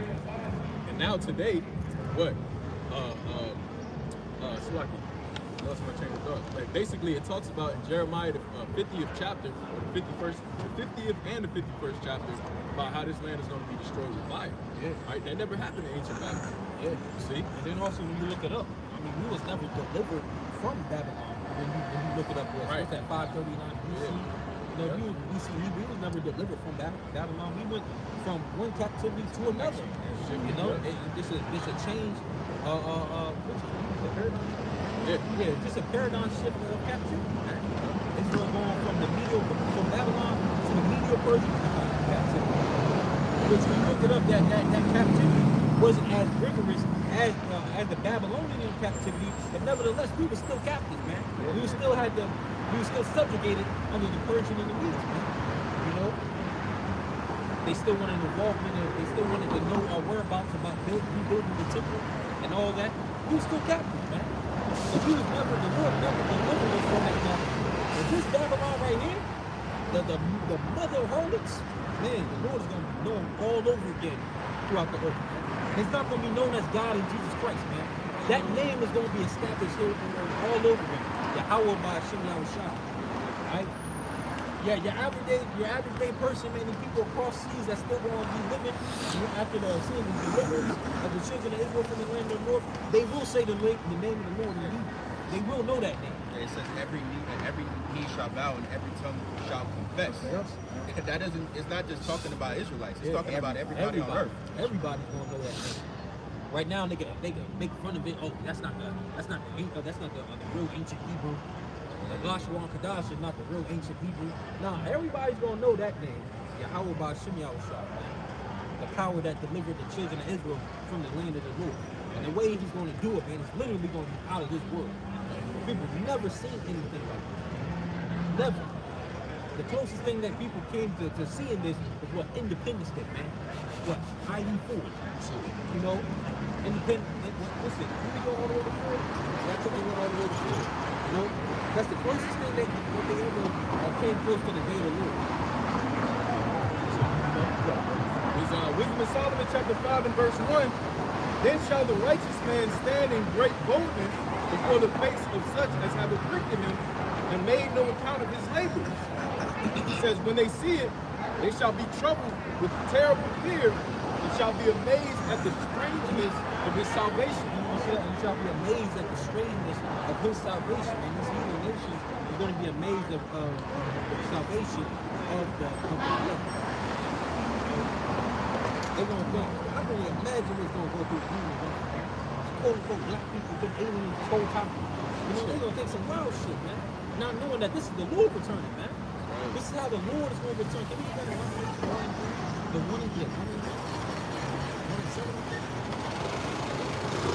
I'll find out. This is Revelation chapter 1 verse 7.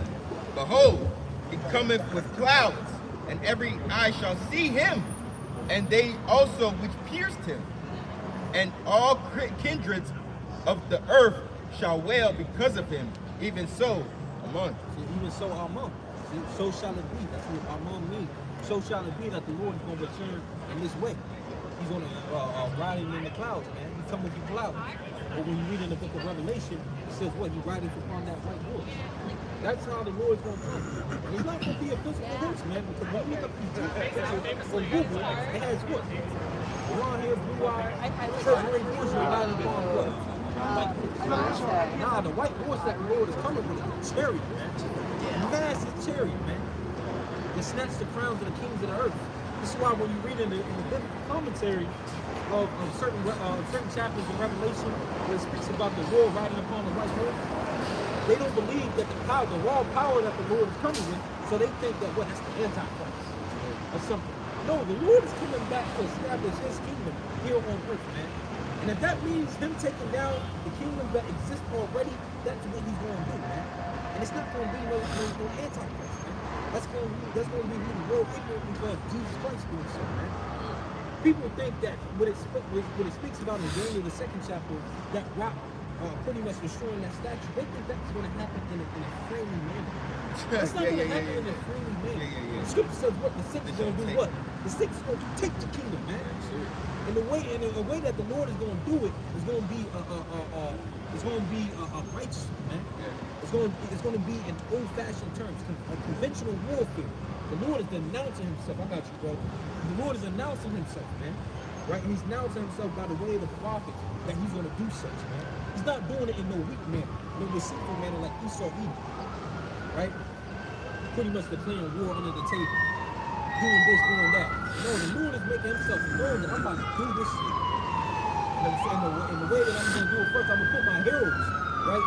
The ones that announce me, I'm going to put them on the seat first before I make my physical coming.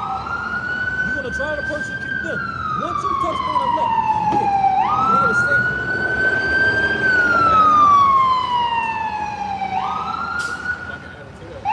Really, the writing is on the wall. All of the signs that Yahawashi spoke about.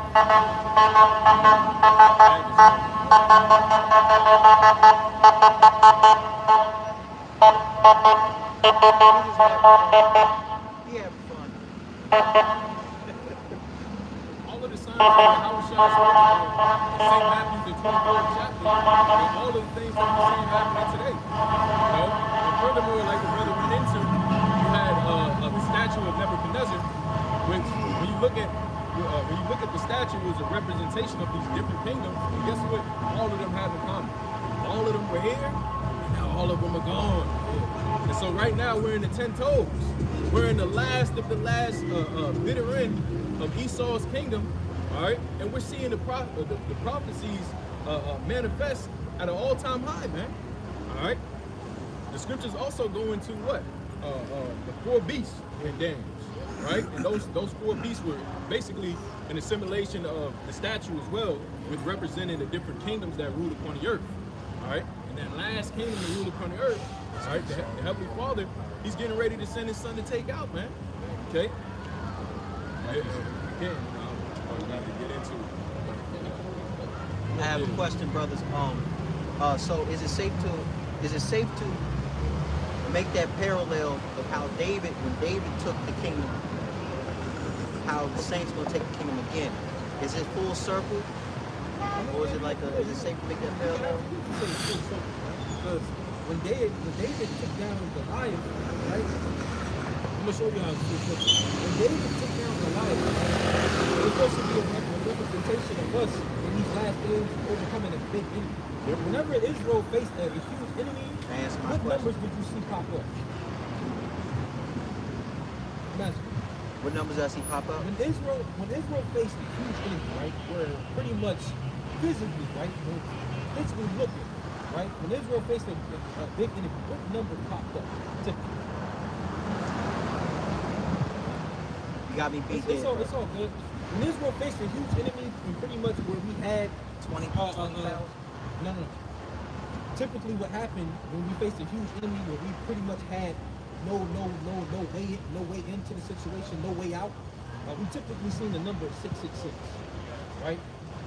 You see that number when David overcame Goliath. When you do the measurements of his of the armor and the weight of his armor and his sword that he went to battle with, Goliath, when you add it all up, it's 666.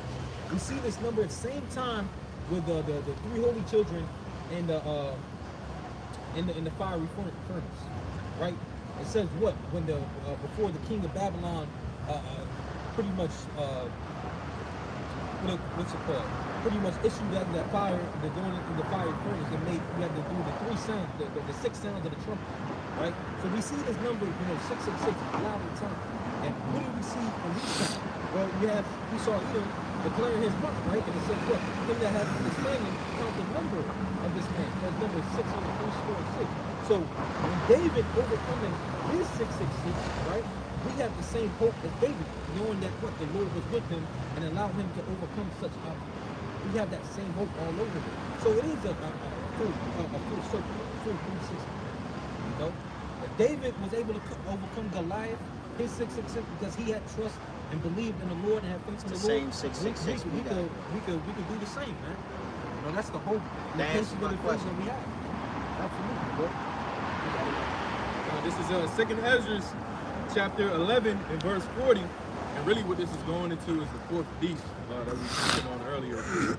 Second Ezra, chapter 11, verse 40. It says, and the fourth came and overcame all the beasts that were past, and had power over the world with great fearfulness, and over the whole compass of the earth with much wicked oppression. And so long time, it says, and so long time dwelt he upon the earth with deceit.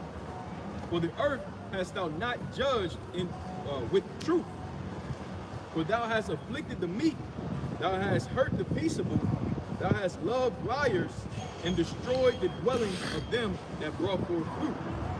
It says, it has cast down the walls as such as did thee no harm.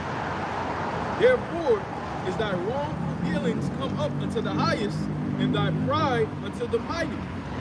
The highest also looked upon the proud times, and behold, they are ended, and his abominations are fulfilled.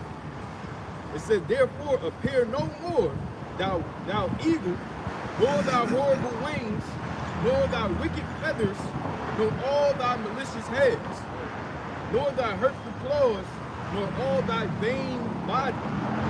It says that all the earth may be refreshed and may return, being delivered from thy violence, and that she may hope for the judgment and mercy of him that made earth. You said Second Ezra 11? Yeah. Yeah, you know, when you read about that, that's going into what?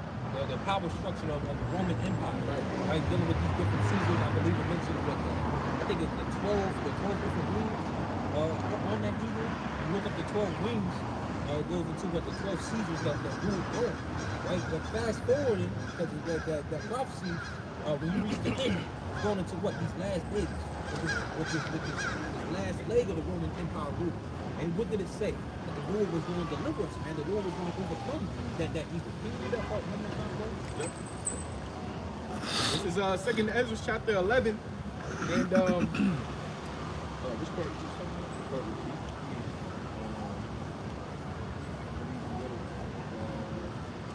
Oh, verse 45. Yes. God, this is Second Ezra chapter 11 and verse 45. It says, and therefore appear no more, thou eagle, nor thy horrible wings, nor thy wicked feathers, nor thy malicious heads, nor thy hurtful claws, nor all thy vain body. See that? And it says appear no more. Because what? The Lord is going to overcome this beast, man. Right? And this is why I said, there's not going to be no more revival. There's not going to be no more revival of the Roman Empire, man. Because that's what the eagle is actually known for. It's known for having a revival or being renewed. Because when the eagle, when you look it up, right? This is why it's important to watch Animal Planet and shit. When an eagle reaches its max age, I think it's like 70. They can live up to 60 to 70 years, right? When they reach their max age, they're beat and their claws fall out, right? And the eagle pretty much has to make a decision. The eagle has to make the decision that if I don't break my beak and take off my claws, I'm going to die because I can no longer set free. And the eagle will go to the highest mountain and literally peck away at his weapons. And then with it doing that, it grows new claws in its beak so that it extends its life, right? Well, fast forward in that, comparing that to a kingdom, America's no longer going to do that. They already did that during the time of the Renaissance period. It's not going to do that again, ever again, man. It's not going to do that again during the fourth industrial revolution, digitizing everything, making everybody a digital slave. It's not going to do that. This eagle will no longer have a revival, man. Right? We are literally at the end. Right? And once the Lord establishes his kingdom, man, no other than nation is going to rise up against the nation of Israel, man. That's the promise that the Lord made with us. Yeah, it says, if I can add to that, it says that the earth may be refreshed from thy violence. And when you look at how the Roman Empire emerged, it emerged through what? Through violence. All right? And the scriptures talk about that. The scriptures talk about how injuries, riches gotten by deceit. All right? All of these things are what causes a kingdom to be translated from one to another. All right? And because Esau has got it in an unrighteous manner, all right, it's going to be translated into what? A righteous rulership. Okay? The scriptures say that one that is profitable, right, is going to be set up in due season, okay, in due time, okay? So that's why the scriptures tell us to fret not, you know, to not fear, because Yahawashi is coming back, man. All right, and all of the signs, like we mentioned, are here, you know, with everything being modernized, all right, digitalized, okay, and us going into this new era or this new age, all right, of Esau's wicked kingdom, man. Okay, really, he's creating a dystopian society, man. You know, because when you look at the intentions, there's a what do you call it? There's a documentary. It's called The Agenda. I advise every brother to go on YouTube and watch this documentary. They basically go into the intentions that these Edomites have, man. Okay, and when you look at it, man, it's some dark shit, man. You know, it's some real dark shit. You know, because what Esau likes to do, he likes to use convenience as a weapon. All right, he poses convenience as, you know, it seems like a good thing, all right, because it's more suitable for your life, all right, or it's more convenient for your life, but at the same time, you're giving up certain liberties. Okay. You know, Esau's been moving like that since the garden, man. You know, the spirit of Esau has been moving like that since the garden. You know, you'll eat this fruit, you know, which is this philosophy. You'll be as God, not knowing what the repercussions of it. Esau has always moved like that since the beginning of time. This is why we have to be aware of his deceitful tactics. And one of his deceitful tactics is presented what? Convenience. Not everything's convenient, man. Sometimes, like, most things have to be done the hard way for a reason. You know? Convenience should get you in trouble, man. Yeah, the new word that they really have for, you know, being in that mindset is progressive. You know, progressive. Oh, this is progressive. This is the new way of life, and that's ultimately the way that they're going to present it when they come up with that microchip and getting everybody more situated with relying more on technologies. Okay, we're in the future. We're being more progressive. You know, it's how they present their wine right now. You know, when it comes to like Pride Month and when it comes to all the different doctrines and all the different lifestyles that they want you to abide by and accept. It's, oh, this is a progressive society. You know, but really it's regressive. You know, everything that Esau has really set up from the beginning for people to indulge in and live by has regressed society to the point to where Yahawashi has to put an end to it. Otherwise, no flesh shall be saved. You know, and that's another thing. The scriptures talk about how the righteous shall scarcely be saved. Do you know what that means? It means that the times that we're coming in are going to be so bad. Even the righteous, it's going to feel like they've made it through the skin of their teeth. Right? So how much more the wicked, right? And this is why when Christians talk about, oh, you know, I'm saved, and you know, they'll be delivered before all this, before everything happens. They're delusional. You know, the scriptures talk about how the righteous shall scarcely be saved. So how the hell are you going to be saved before then? Yeah, I remember that note, that famous video that note said he was delivered. Yeah. So, ain't nobody delivered yet, man. Like the brother said, man, the righteous will scarcely be saved.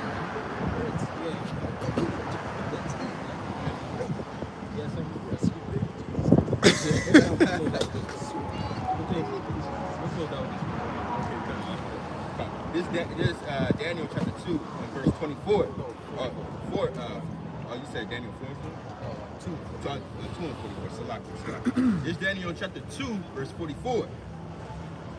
And in the days of these kings shall the God of heaven set up a kingdom which shall never be destroyed, and the kingdom shall not be left to other people. See, and that's the kingdom of Yahawashi, the kingdom of heaven. But it shall break in pieces and consume all these kingdoms. Talking about the past kingdoms that are mentioned, the gold, the silver, the bronze, the iron mixed with iron, the iron mixed with iron plate, which represented all these past kingdoms that existed, man. Right? The Lord is coming back to break in pieces all those kingdoms. Dealing with the revival of the Roman Empire, the last kingdom that needs to go, that needs to be broken down. That stone, Hamashiach Yahawashi is going to destroy that upon the second return. And it shall stand forever. And it shall stand forever. We won't have to deal with them going to another captivity, man. And Mashiach Yahawashi, once that kingdom is established, the kingdom of heaven, we are set to rule forever. A concept that we haven't experienced yet, and a concept that's hard to understand because we haven't experienced it, man. But the Lord is going to show us, man. We're going to have the time of our lives, man. And for all eternity, man, peace. Right? This is what we look forward to. This is the gospel that we come out here to preach every week, man. That's right. You know, to our people. We come out here to tell our people to repent and come back into the ways of the Lord, man. To definitely be working, seeing the protection and the blessings that the Lord have in store for us, man. So with that, I want to give all praise and honor and glory to Yahweh, Ba'ashem, Yahawashi, Ba'ashem, Rakachodash. Ba'ashem Rakachodash. Double honor to the apostles and elders, the great millstones, GMS, and shalom to the elect. So next time, shalom. Shalom.